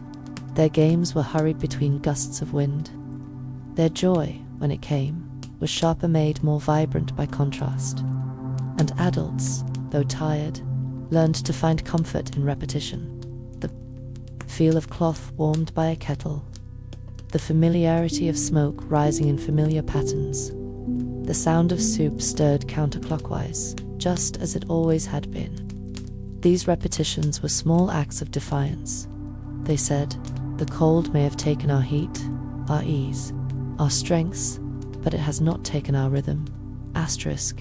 And in that rhythm, slow and deliberate, something unexpected was born, not joy, perhaps not in the way that summer offered it, but a kind of dreamfulness, tender and necessary, because in the long hush of winter, when the streets were muffled and the nights came too early, imagination grew louder, not the fanciful kind that dances in parlor rooms, but the kind that flickers low in the gut. It was in the way a child imagined the floor was lava to avoid its cold, in the way a widow watching the snow fall imagined it falling somewhere else, on green fields, on mountains, on places where grief had not been. It was in the stories told beside fires, of ships crossing warm seas, of cities where people wore silk all year, of rooms where the cold never entered. These stories weren't escapism. They were warmth. They were the soul's way of remembering it had survived worse and could still move forward. Even when the walls were damp and the fire was low, someone, somewhere, would imagine a better room. And sometimes that was enough to carry them through the week. Hope, in winter, was not loud. It did not proclaim itself. It did not sweep into rooms with fanfare. It sat in the corner, quiet as breath. It was in the act of leaving a sliver of bread for someone else, in choosing to hum when silence would have been easier, in holding your coat closed with a bit of string not just because you needed it, but because it mattered to still try. And hope was shared the way everything else was shared in winter, quietly, without asking. A neighbor offering tea from the same mug they used every day. A stranger on the tram shifting to block the wind with their body. These were not great gestures, but they reminded people that winter was not endless, that someday the windows would open again, that the fog would lift, not just from the street, but from the mind. And when that happened, when the first bloom cracked through the soil, or the first day passed without seeing one's breath, no one shouted. They simply looked up. They opened the window. They lit one less candle, and in that moment, all the patience, all the ritual, all the small songs sung into frozen air were answered. And when winter did finally release its hold, when the morning frost retreated into shadow and the fog began to lift before noon, instead of clinging to the rooftops all day, London did not leap into joy.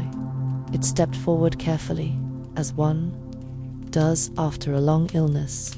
The body was slower, the eyes more sensitive to the sudden brightness of late March. People opened their doors more often, but left the scarf on the hook. They cracked the windows, but kept the blankets at hand. The streets grew noisier, yes, but the noise was hesitant at first. Boots on thawed stone, wheels and wet cobbles, a sparrow's call too early in the morning. It was not the rush of spring that came all at once, but the slow re-entry into movement. The baker began making rolls again that weren't just for keeping hunger back, but for enjoyment. The fishmonger joked again with a grin that didn't tighten from cold.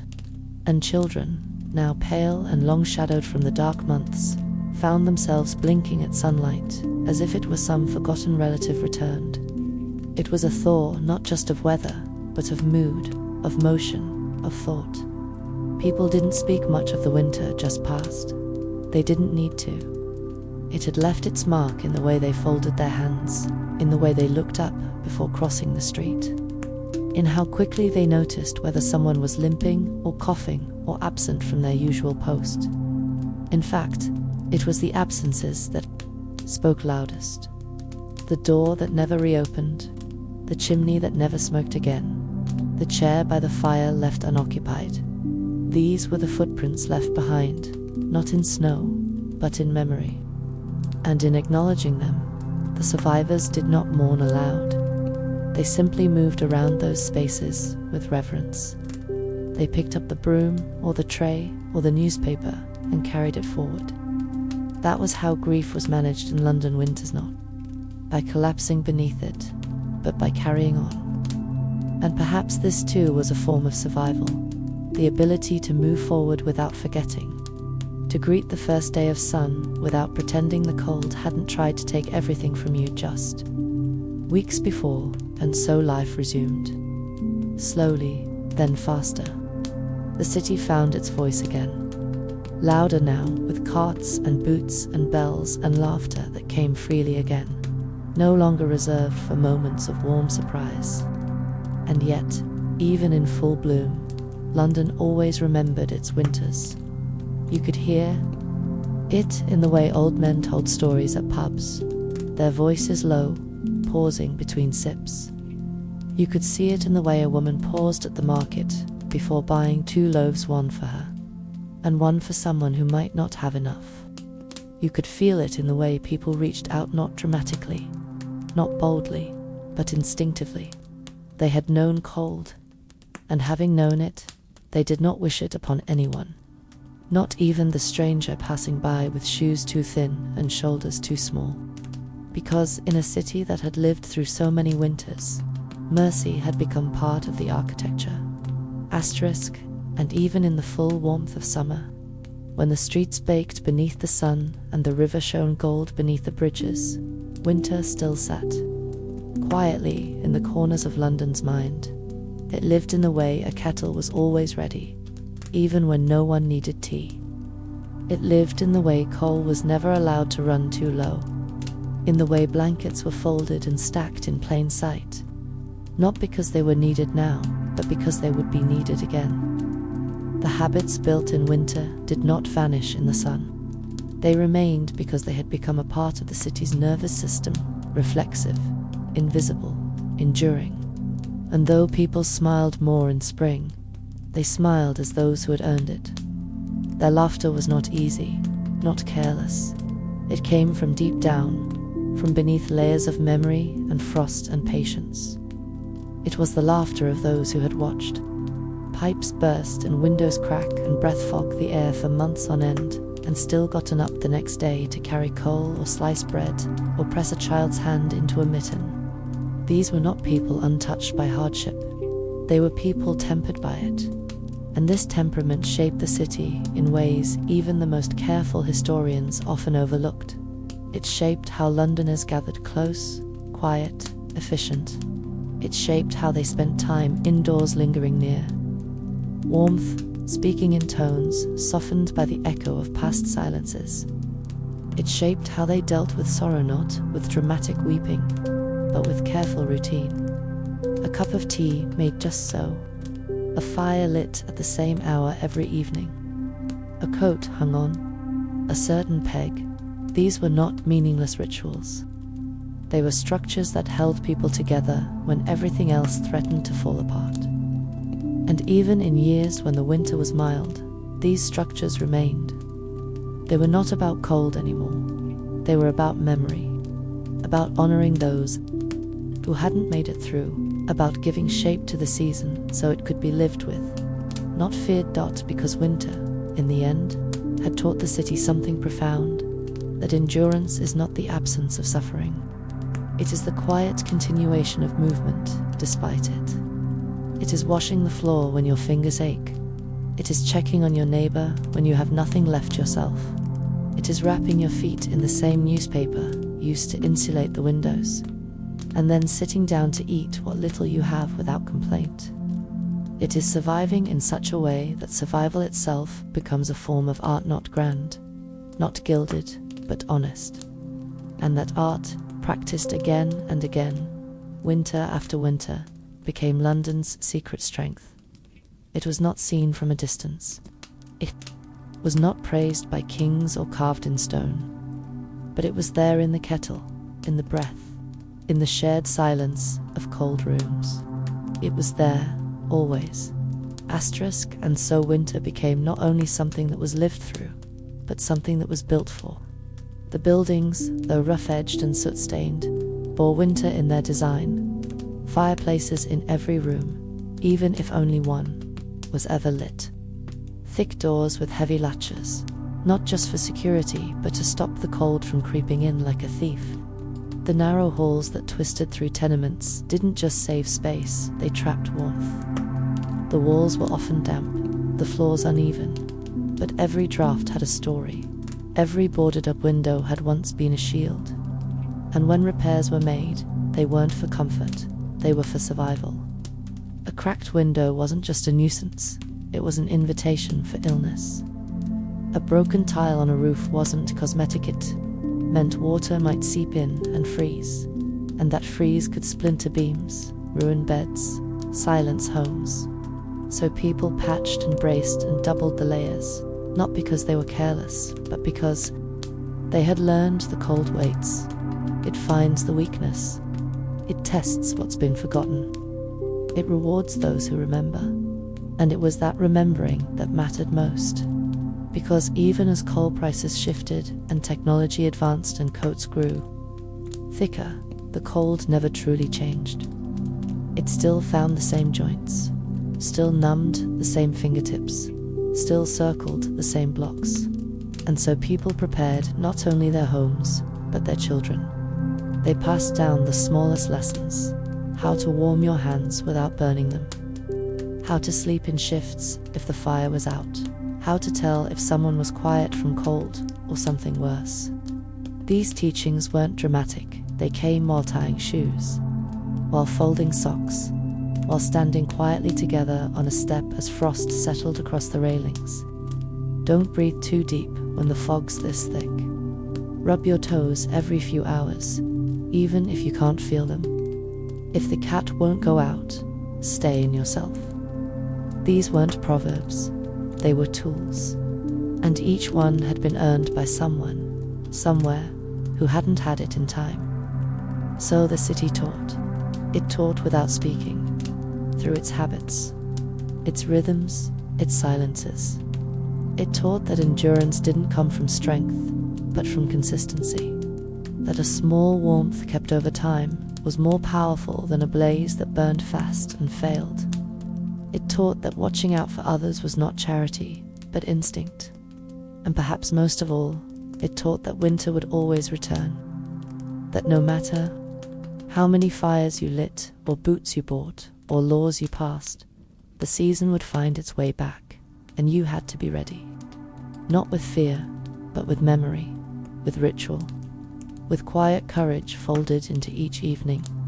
And in this way, winter did not destroy London, it shaped it into a city of watchers, of listeners, of people who knew how to care before being asked. A city that, year after year, chose not just to survive the cold, but to carry each other through it. There was a certain rhythm to the suffering that came with winter in Victorian London. A deep pulse that beat beneath the sound of coal carts on whetstone and the distant bell of a fog-drenched church tower. It was slow, deliberate, heavy but never still. It pulsed in the way women folded laundry while steam rose from half-frozen basins, in the way men measured every lump of coal before setting it to flame, in the way children instinctively pressed themselves into the walls of alleyways to escape the wind that turned every street corner into a blade. And as cold deepened, that rhythm grew clearer, became a kind of music known only to those who lived inside it. It wasn't the rhythm of survival in the heroic sense, not the sudden rush of adrenaline or the triumph of escape, a kind of practiced endurance that allowed people to continue, day after day, through endless shades of grey. The days were indistinct, blurring one into the next, like fog through railings. and time was no longer kept by clocks, but by rituals. You knew it was morning because the neighbor's boots creaked on the stair. You knew it was evening because someone knocked to borrow kindling. You knew a week had passed because the tap had finally frozen again. In this world, memory became your map and habit your shield. And beneath it all, that rhythm carried you, slow and quiet, and certain, telling you that if you could last one more hour, the next one might not be as cruel. This way of life did not begin or end with the turning of a calendar. It began when you learned the signs, when you saw the light bend against the wall a certain way, and knew the fog was rolling in heavier than usual. It began when the baker lit his fire before dawn, not out of routine, but out of warning.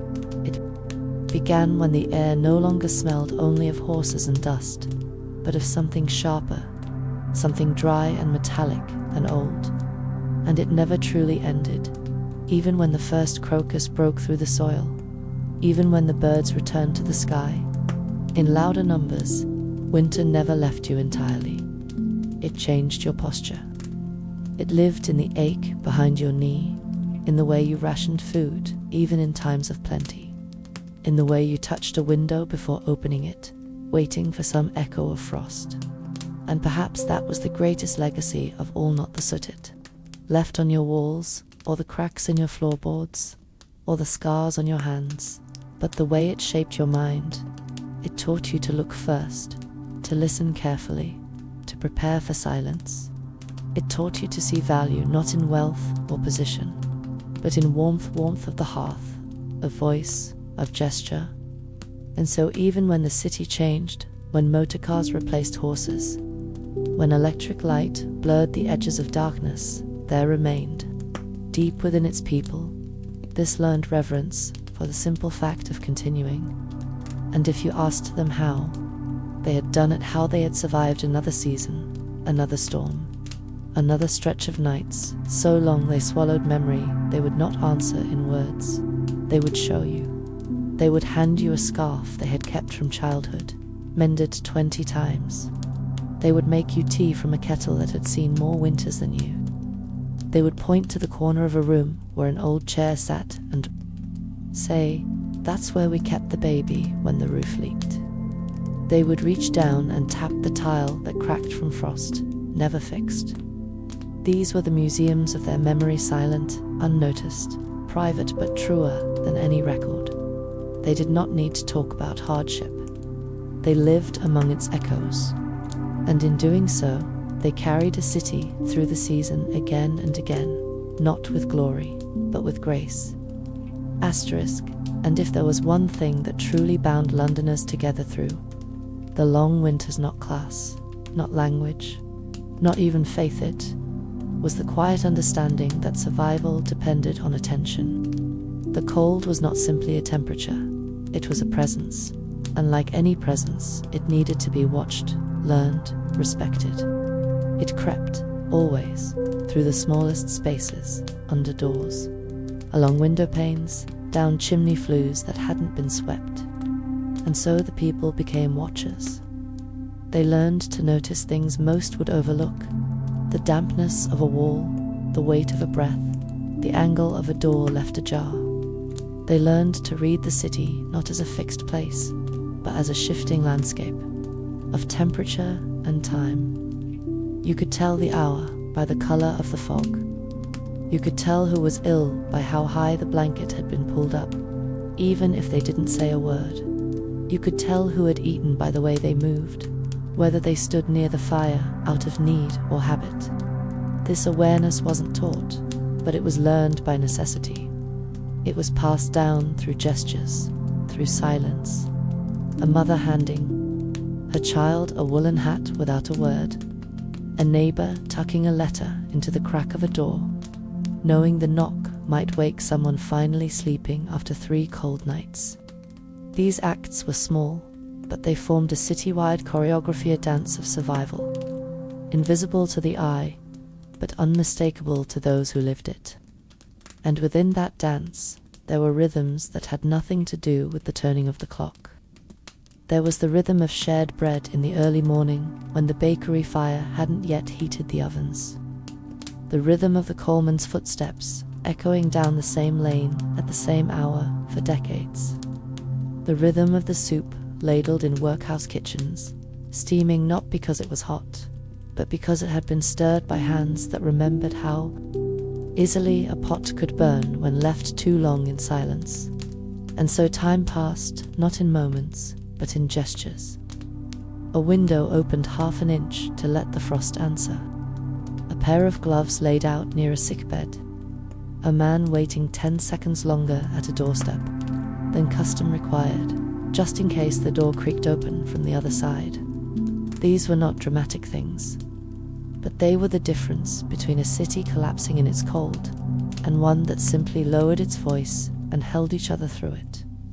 For that is what London did. It held itself one lamp lit for another, one breath offered when the other was short, one step taken when another soul could not move. And because of that, the city endured, not as a miracle, but as a practice. A daily, grinding, relentless, beautiful practice of noticing and acting, watching and warming, listening and waiting until spring returned, not with celebration, but with rest. And in that rest, London breathed again. And what remained long after the cold had lifted, after the last frost had melted into the river, after the smoke cleared from chimney pots and revealed once again the tired lines of a city that had held its breath for months, was not just the memory of suffering, but the memory of care. It was not the pain that lasted longest, but the gestures that had softened it. The way someone folded a shawl over your shoulders when you didn't ask, or brought tea in silence, or opened a curtain just enough to let in light, but not wind. Those gestures outlived the frost. They etched themselves into the mind, the way warmth etches itself into the hands after too long in the cold, slowly, subtly, deeply. And so people carried those memories forward, sometimes without even realizing they had become part of their shape, the way an old man refused to waste even a single ember, stacking coal with the precision of a jeweler. The way a woman insisted on drying every window ledge with her apron, even in spring, as though the damp might creep back without warning. These weren't quirks. They were inherited acts of caution, born from nights when heat was too precious to waste, when a single draft could mean a week in bed, or worse. And for those who had lived many winters, these habits became sacred. They were not discussed, they were simply done, passed from mother to daughter, from neighbor to lodger, from fire to fire. It wasn't about nostalgia, it was about preservation, not of things but of knowledge, of a way of life, of a quiet strength. And when children asked, as they sometimes did, "Why do you do it that way?" the answer wasn't always clear. "Because that's how it's done," they'd say. Or, "Because I remember." And that memory, though vague in shape, was solid in feeling. It had weight. It filled rooms, sat beside beds, stood watch at windows. It lived in the backs of shops and the corners of stairwells and the lowest drawers of kitchen cabinets where the extra candles were kept. And if you listened closely, especially in early November, when the first breath of cold crept down the chimney and people paused in the middle of folding laundry or reading the paper, you might feel it too. That flicker, that echo, that small ancestral hum that said, "It's coming again, be ready." And so they were, not with panic, not with fear, but with all the tools that mattered: blankets mended, soup bones saved, hands ready to light the fire again. Because survival wasn't about outrunning winter. It was about meeting it, fully, completely, with every story you had been given and every gesture you had once received. It was about knowing that even the longest night ends, that even the bitterest cold can be softened, not by flame alone, but by the presence of another soul, near and quiet and warm. And so, in time, survival became something deeper than necessity. It became identity. The winters carved themselves not only into bone and memory, but into the shape of the very soul of the people and of the city itself. London did not merely bear winter each year, it became a city that understood it, in the way old friends understand silence, in the way that doesn't require explanation. And in this quiet intimacy between the city and its season, a culture of softness was born, not weakness, not sentimentality, but something tender, forged by long exposure to cold.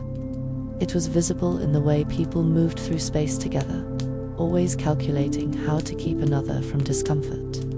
It was felt in the extra loaf, bought without knowing who might need it. It was in the light left on a bit longer, the glove stitched with someone else in mind, the coat kept despite its age, because it had seen one through when it mattered. And this softness didn't fade in the spring. It lingered. It stayed with people when they passed each other on the street, or sat quietly in church pews, or gathered at kitchen tables long after the soup had gone cold, because they had endured. Yes, but more than that, they had cared. In a city where warmth was fleeting and light could be snuffed out by the thick press of fog, kindness was not a luxury. It was the one true flame, a fire carried from hand to hand in cupped palms, sheltered from the wind not by walls, but by will. It was this that made winter survivable, not the coal, not the charity, not even the craft, but the willingness to keep each other alight. And that fire burned on, year after year, even as gaslight replaced candles, even as boots grew stronger and chimneys cleaner, even as houses became more sealed and bread more certain. It remained in the way London braced itself at the turning of the year, in the way it remembered to listen more carefully when the leaves began to fall, in the way it walked slower through fog, not because it was lost, but because it had once learned to walk gently beside those who were. This was the true legacy of the Victorian winter, not just that it was survived, but that it was understood, that its lessons were not discarded with the frost, but kept like heirlooms, that each year, when the sky grew pale and the wind crept in, the city said without speaking, "Here we are again. Let's begin." And so they did. Not with celebration, not with resistance, but with preparation, patience, and the kind of grace that can only be learned by those who have truly known the cold, asterisk, and those who came after the children of those long winters, and their children in turn walked through a city still marked by those old silences. They no longer faced the same deadly cold, perhaps. The fires burned hotter, the chimneys safer, the blankets thicker, the bread more certain, but the echoes remained. You could see it in how they kept things. The old teapots that were never thrown away, even when cracked. The heavy coats that were never quite replaced, only mended again and again. The shoes by the door lined up with care, even when the streets outside were dry. You could see it in how they moved when the sky changed, how, even in eras of light and steam and steel, they still turned inward as the season turned, not out of fear, not even out of habit, but out of instinct, as though some part of them still remembered the long nights of their great-grandmothers, the frost on their great-grandfather's boots. And in truth, they did remember, though not in facts and not in story. They remembered in the way their hands stirred soup, or how they glanced at a neighbor's window to check if a fire was still lit.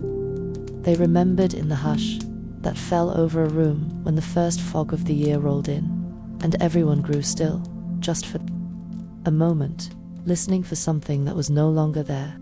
They remembered in the warmth they offered without being asked, in the scarf they passed across a pew, in the way they lingered by the door, waiting for someone who hadn't come home yet.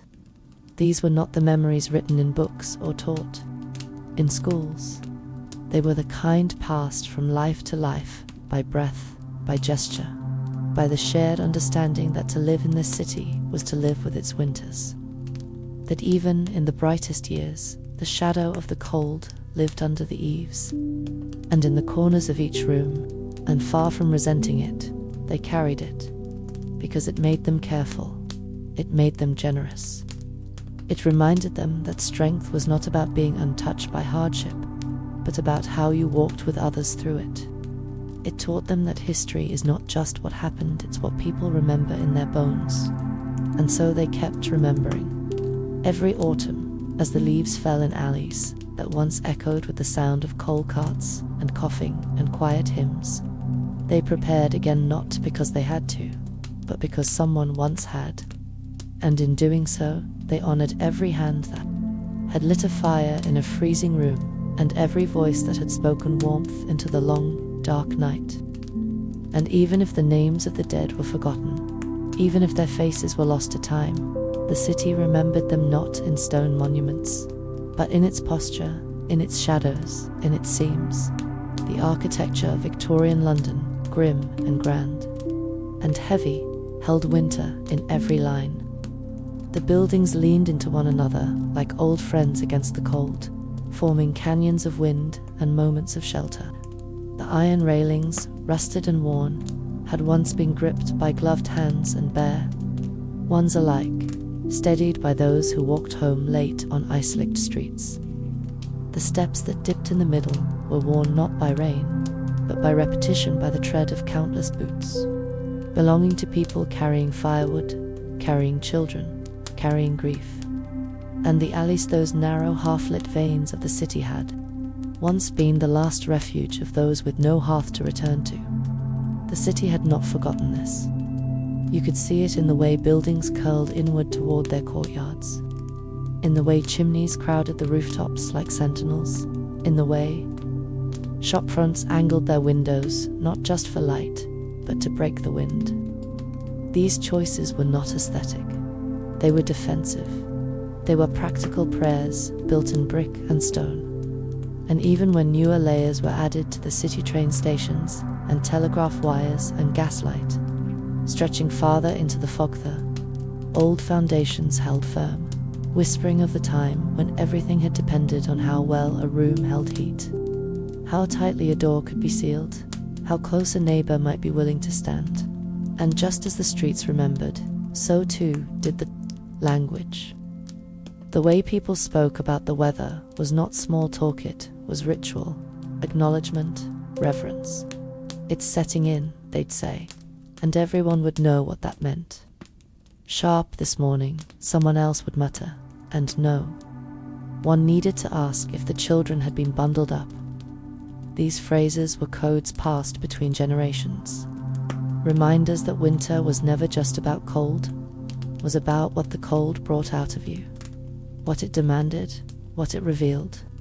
And what it revealed, more often than not, was not weakness but astonishing patience. Astonishing grace, the kind that doesn't ask to be admired because it's too busy making tea, mending socks, checking the locks. This grace didn't shout. It knocked softly. It waited in doorways. It shared whatever it had. And that's how London survived it. Just through innovation or charity or planning. But through that unspoken web of care, stretched across the rooftops like clotheslines, strung from stairwells to workhouses to warm kitchens, where someone, somewhere, still remembered how their mother used to tuck the blanket just so. And in that remembering, winter was never conquered, but it was held gently, until the thaw came. And while winter in Victorian London was often described as grey and grim, those who lived through it knew that it also contained a beauty that didn't announce itself. It wasn't the beauty of clear skies or blooming fields, but something quieter, deeper, the beauty of breath in frozen air, of lamplight caught in frost crystals on the edge of a window, of footsteps softened by snow until the entire city seemed to move in a hush. It was the beauty of contrast. Warmth felt more keenly because of the cold. Kindness felt more deeply because of the ache it soothed. And in that contrast, something noble was born, not heroic in the way books described, but noble in the sense that it endured without recognition, without applause, The city's poorest, bent beneath the weight of frost and fatigue, still found ways to help one another. The chimney sweep shared his crust. The laundress lent her scarf. The orphan boy lit a fire for someone older than himself.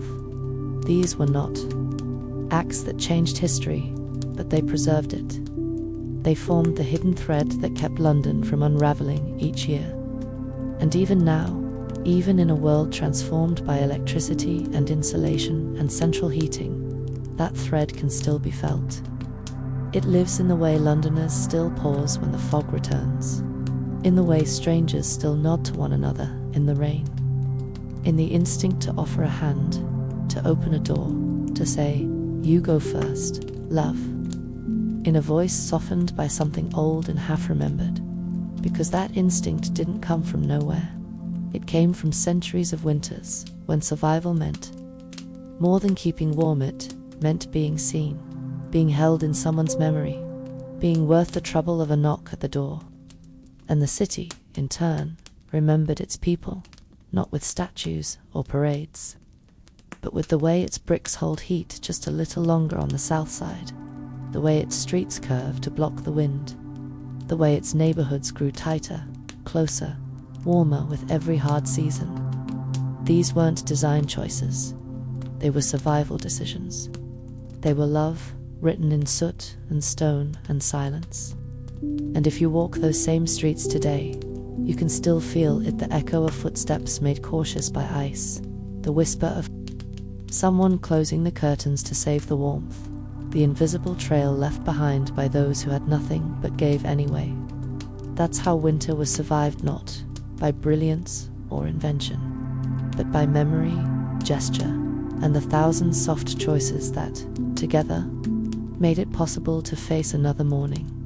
And in the depths of winter, when light became scarce and warmth, something you had to chase rather than expect, people began to live with a kind of stripped honesty. There was no room for the artificial in those months. The weather peeled everything away. A cracked smile couldn't hide weariness. A fine coat couldn't disguise hunger. In the frost, all pretense shrank, and what remained was the core of a person, their willingness to give, their ability to endure, their instinct to reach out, even with nothing in hand. This was not a moral drama. It was simply how people survived. Winter sorted life into two piles, what was essential and what was not. And the essentials were rarely what the world claimed they should be. Beauty, fashion, wit, wealthies. Things lost their gleam when your breath misted indoors, and the floor under your bed turned to stone.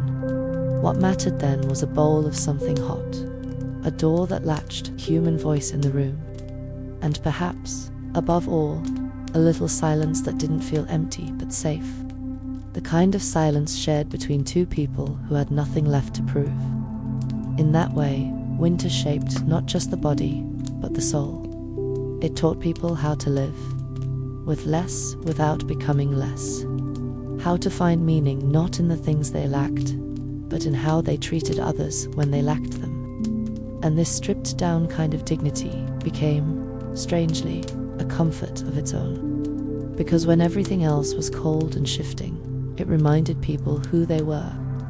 You could measure yourself against the season and know, with a kind of hard-earned certainty, that you had not bowed, that you still knew how to build a fire, that you still knew how to make someone laugh over a piece of bread, that you still recognized suffering in others and answered it not with pity, but with presence.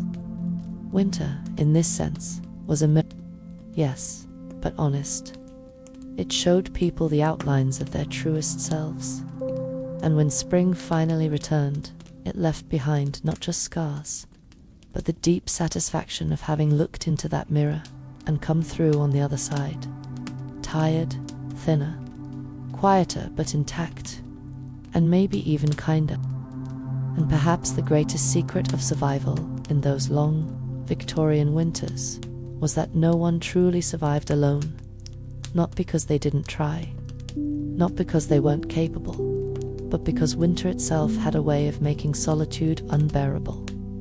Even the proudest, most self-contained souls, found that, in the stillness of frozen nights, when breath coiled in the air and the fire burned low, the sound of another human being coughing in the room above, footsteps on the stair, the clink of a spoon against a bowl next door could be as life-saving as heat.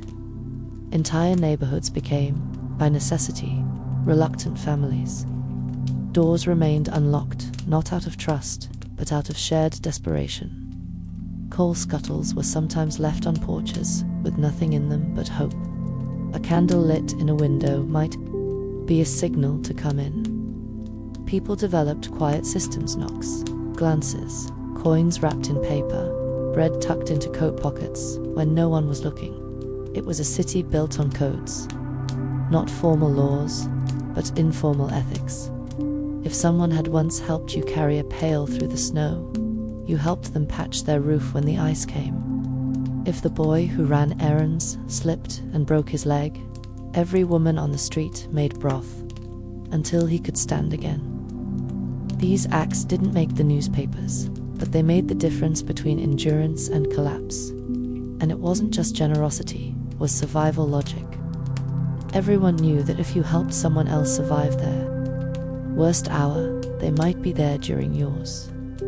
This wasn't charity, it was reciprocity in its most elemental form. And so the city held together, not through wealth or planning, but through small kindnesses, repeated by thousands of people every day, as natural as breathing. No one called it heroism. No one used the word community the way we do now. They simply did what was needed. And in doing so, they created a city that, for all its grime and hardship, never entirely froze not in its heart. It was a city that knew how to warm itself through sheer will, through shared silence, through the simple knowledge that someone else had lit a fire that night too, and that the dark, though wide, was not empty.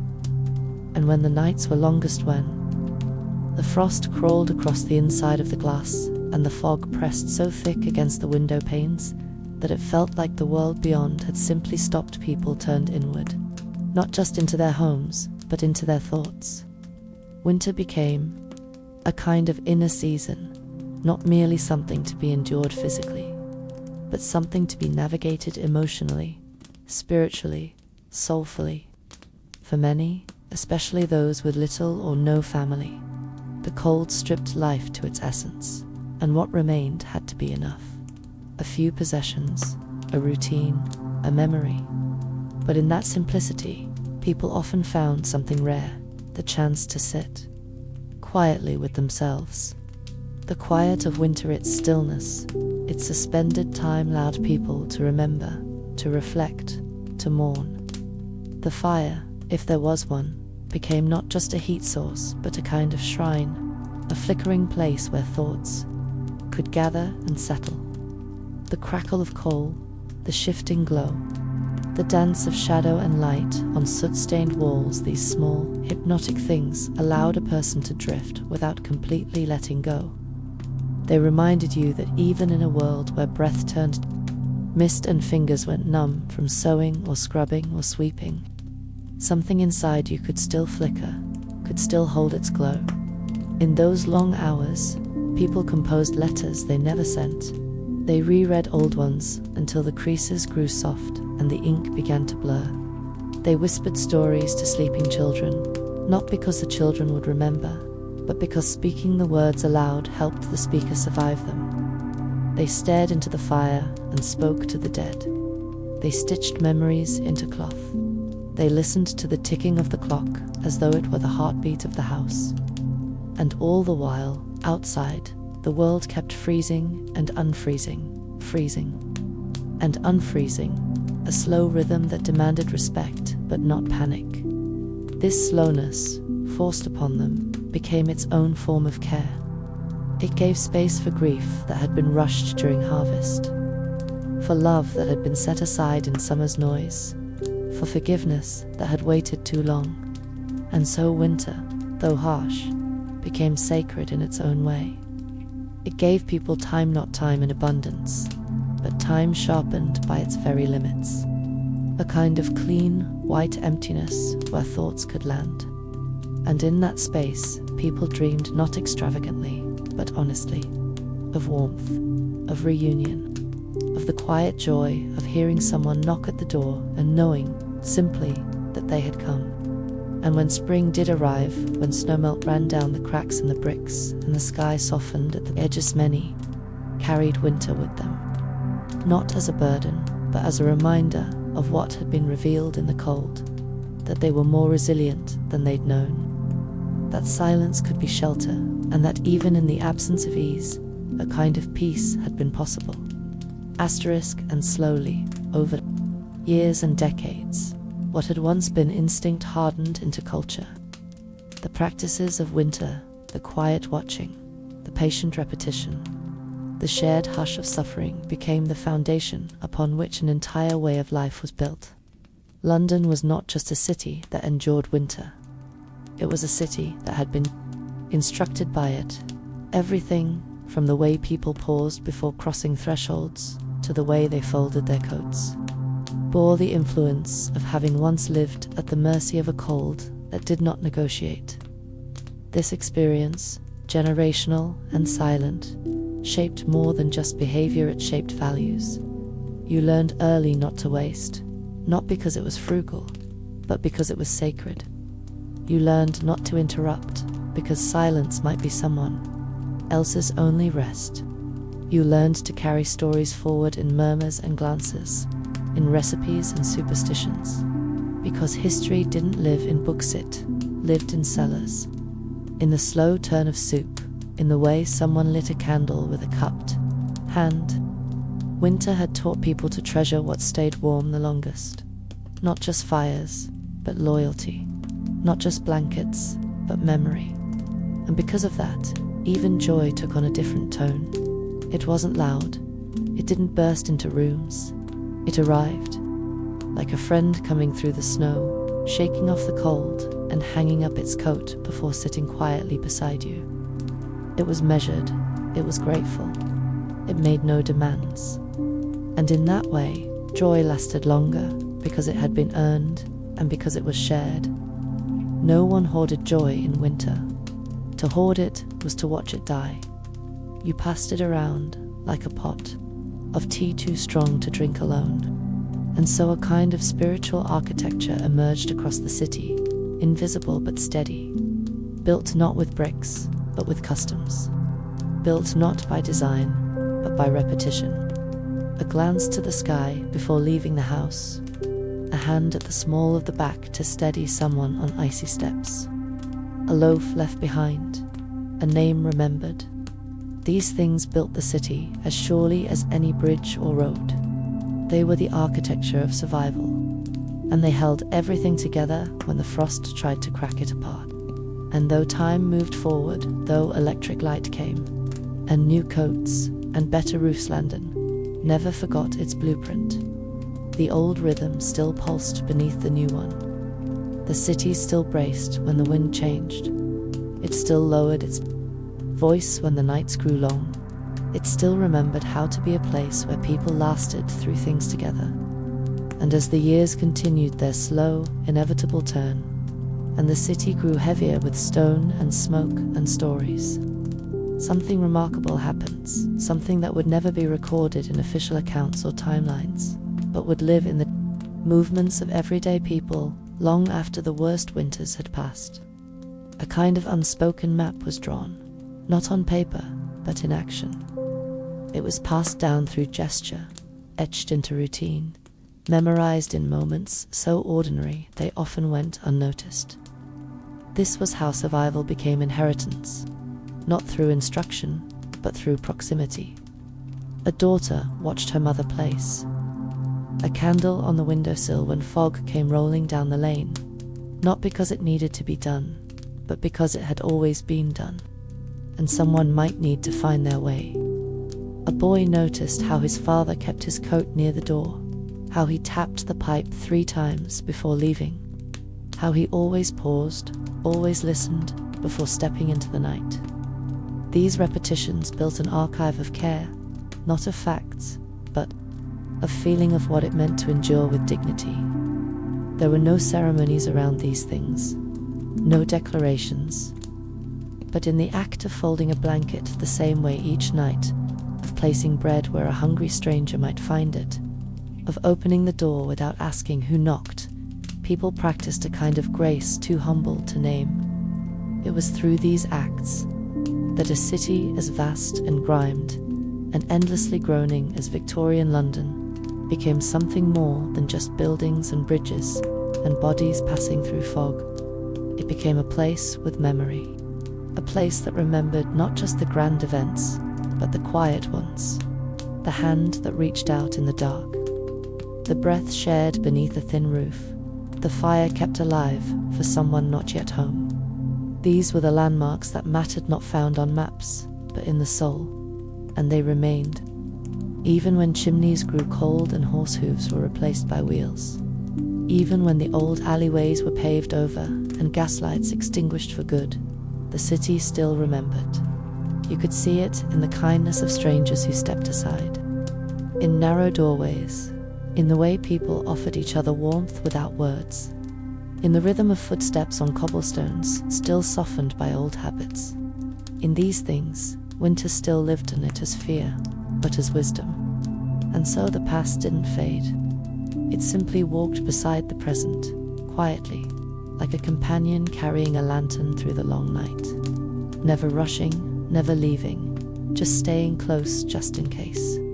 Asterisk, and in the end, when all is said and done, when the history books have closed and the buildings have changed and the last of the old soot has been scrubbed from the bricks, what remains is not the chill in the air or the ache in the joints or even the long, slow nights that once seemed endless. What remains is the warmth that was offered when there was almost none left to give. The warmth of a room lit not by light, but by presence. The warmth of food shared between people too tired to speak. The warmth of small fires, not just of coal or flame, but of gesture of someone placing a coat over a stranger's shoulders, of someone humming an old song because silence had grown too heavy, of someone sitting beside a bed and refusing to leave even when the cold came in under the door. These were the real triumphs of winter, the ones that could not be written down, only remembered, because survival in Victorian London was never just about getting through the season. It was about how you did, it about how you treated others, while the wind howled, about whether you kept the light on just a little longer than you needed to, about whether you reached for someone else when your hands were already freezing. The people who lived through those winters didn't think of themselves as brave. They didn't think of themselves as anything, really. They just got up. They did the next thing. They fed the fire. They mended the socks. They held each other when there was nothing left to hold on to but each other. And in doing so, they built something stronger than comfort, stronger than heat, stronger even than time. They built a way of being, a code, a rhythm, a promise that no one would face the season alone. And that promise passed down through glances and habits, and the way one lights a room in the early dusk still burns in the soul of the city. Even now, even if we no longer see it, it lives in the slowness of a kind gesture, in the softness of a shared silence, in the instinct to check on someone simply because it has grown cold again. And so winter, for all its hardship, became something holy, not for what it took, but for what it revealed. And what it revealed was that the people of this city, long before central heating or convenience or ease, learned to carry each other through the dark. And that, perhaps more than anything, is what it means to survive. Asterisk, and once winter had passed, truly passed, not just in the weather, but in the body. In the quiet there was a pause, not celebration, not relief, exactly, but a long, collective exhale, a softening of pace. The people of London didn't burst into the streets to greet the spring like actors in a painting. They emerged gradually, carrying the season in their bones, folding it behind them like a coat still too damp to put away.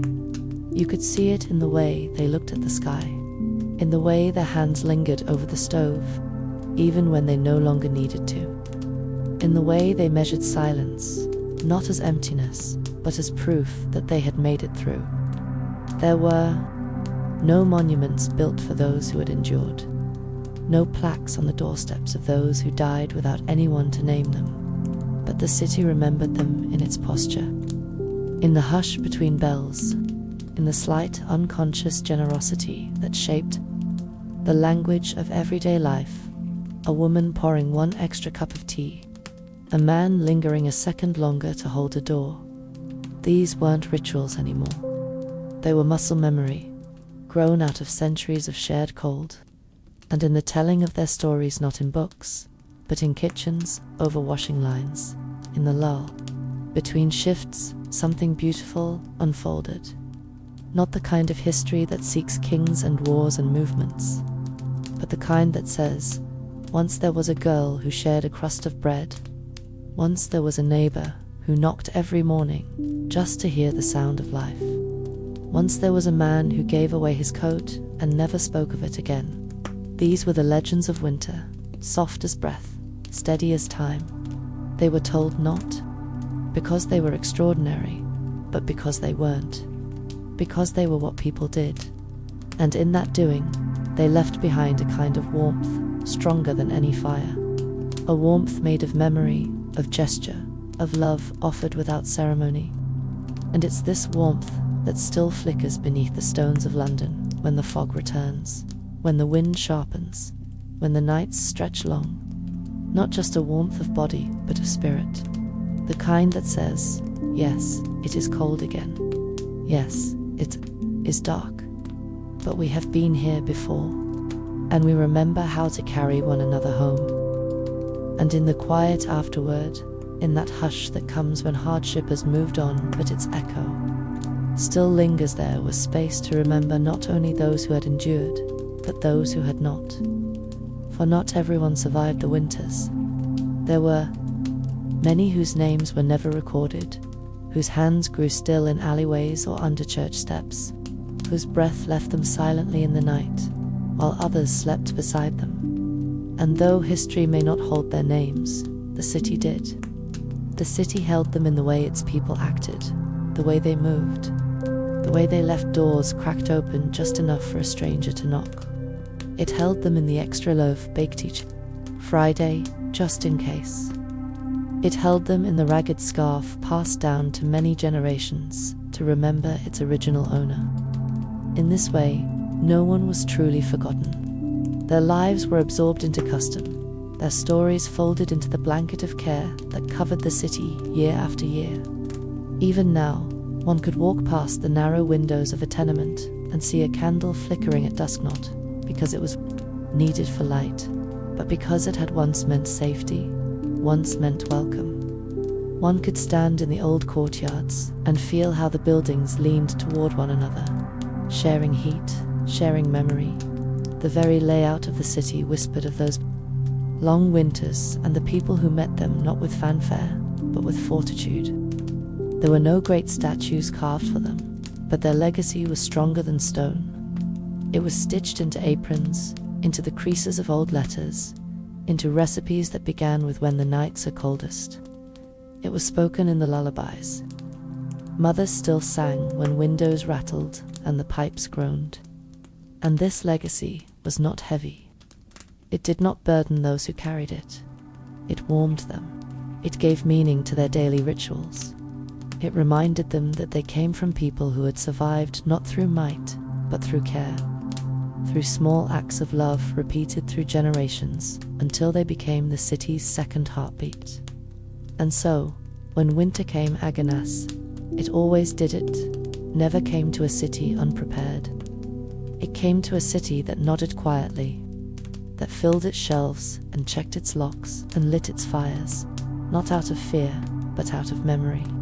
And in that memory lived every soul who had once stood beneath a grey sky and whispered, not loudly, but clearly, "We go on," and perhaps winter's greatest lesson, the one that seeped deepest into the walls and the minds and the language of those who lived through it, was how to stretch time, not in the way that made hours longer, but in the way that made moments matter. When you live in the warmth and rush of easier seasons, it's easy to believe that time flows like a stream, steady, forgettable, endless. But in winter, especially the long, hard winters of Victorian London, time slowed to a crawl. It had to. A fire took longer to light, a kettle longer to boil, a room longer to warm. Even walking from one end of the street to the other was slower, each step placed with care on ice or snow or slick black stone. And because of this, people began to notice things. They noticed how the light changed on a wall, how someone coughed differently today than yesterday, how the sound of dripping meant a pipe might burst, or that the thaw had begun. They noticed the sound of coal shifting in a sack, the rhythm of breath rising from blankets, the way a single candle flickered when someone opened a door in another room. And these details, so small they would be invisible in summer, became everything in winter. They were how you measured safety, how you anticipated need, how you felt connected, even in silence. And so winter taught people to stretch a single moment, to live inside it fully, to press all their awareness into it, because the next moment was not guaranteed to be better, only different. A cup of tea wasn't just tea, it was warmth. It was rest. It was hope in liquid form. A glance exchanged across a table wasn't just habit, it was confirmation. We are still here. And in this way, people learned how to live, not for some far-off promise, but for the now. The immediate, flickering, fragile now. They did not wait for better times to be kind. They were kind because the present was hard. They did not wait for spring to sing. They hummed in kitchens, in alleys, in the quiet corners of crowded rooms, because music was a way to mark time, to claim a space, to remind themselves that they were alive. This was winter's hidden gift, not in what it gave, but in what it forced people to make of what they already had. Time became richer, slower, deeper. And once you had lived that way once, you had survived by pouring your attention into a single cup, a single touch, a single spark. You never really returned to the shallow speed of other seasons. You carried winter's pace with you, tucked beneath the faster hours of warmer days, a quiet rhythm that reminded you how to pay attention, how to endure, and how to love. Asterisk, and perhaps winter's greatest lesson, the one that seeped deepest into the walls and the minds and the language of those who lived through it, was how to stretch time, not in the way that made hours longer, but in the way that made moments matter. When you live in the warmth and rush of easier seasons, it's easy to believe that time flows like a stream, steady, forgettable, endless. But in winter, especially the long, hard winters of Victorian London, time slowed to a crawl. It had to. A fire took longer to light, a kettle longer to boil, a room longer to warm. Even walking from one end of the street to the other was slower, each step placed with care on ice or snow or slick black stone. And because of this, people began to notice things. They noticed how the light changed on a wall, how someone coughed differently today than yesterday, how the sound of dripping meant a pipe might burst, or that the thaw had begun. They noticed the sound of coal shifting in a sack, the rhythm of breath rising from blankets, the way a single candle flickered when someone opened a door in another room. And these details, so small they would be invisible in summer, became everything in winter. They were how you measured safety, how you anticipated need, how you felt connected, even in silence. And so winter taught people to stretch a single moment, to live inside it fully, to press all their awareness into it, because the next moment was not guaranteed to be better, only different. A cup of tea wasn't just tea, it was warmth. It was rest. It was hope in liquid form. A glance exchanged across a table wasn't just habit, it was confirmation. We are still here. And in this way, people learned how to live, not for some far-off promise, but for the now. The immediate, flickering, fragile now. They did not wait for better times to be kind. They were kind because the present was hard. They did not wait for spring to sing. They hummed in kitchens, in alleys, in the quiet corners of crowded rooms, because music was a way to mark time, to claim a space, to remind themselves that they were alive. This was winter's hidden gift, not in what it gave, but in what it forced people to make of what they already had. Time became richer, slower, deeper. And once you had lived that way once, you had survived by pouring your attention into a single cup, a single touch, a single spark. You never really returned to the shallow speed of other seasons. You carried winter's pace with you, tucked beneath the faster hours of warmer days. A quiet rhythm that reminded you how to pay attention, how to endure, and how to love. And now, the fire has burned low. The windows are quiet. The frost, for now, has lifted.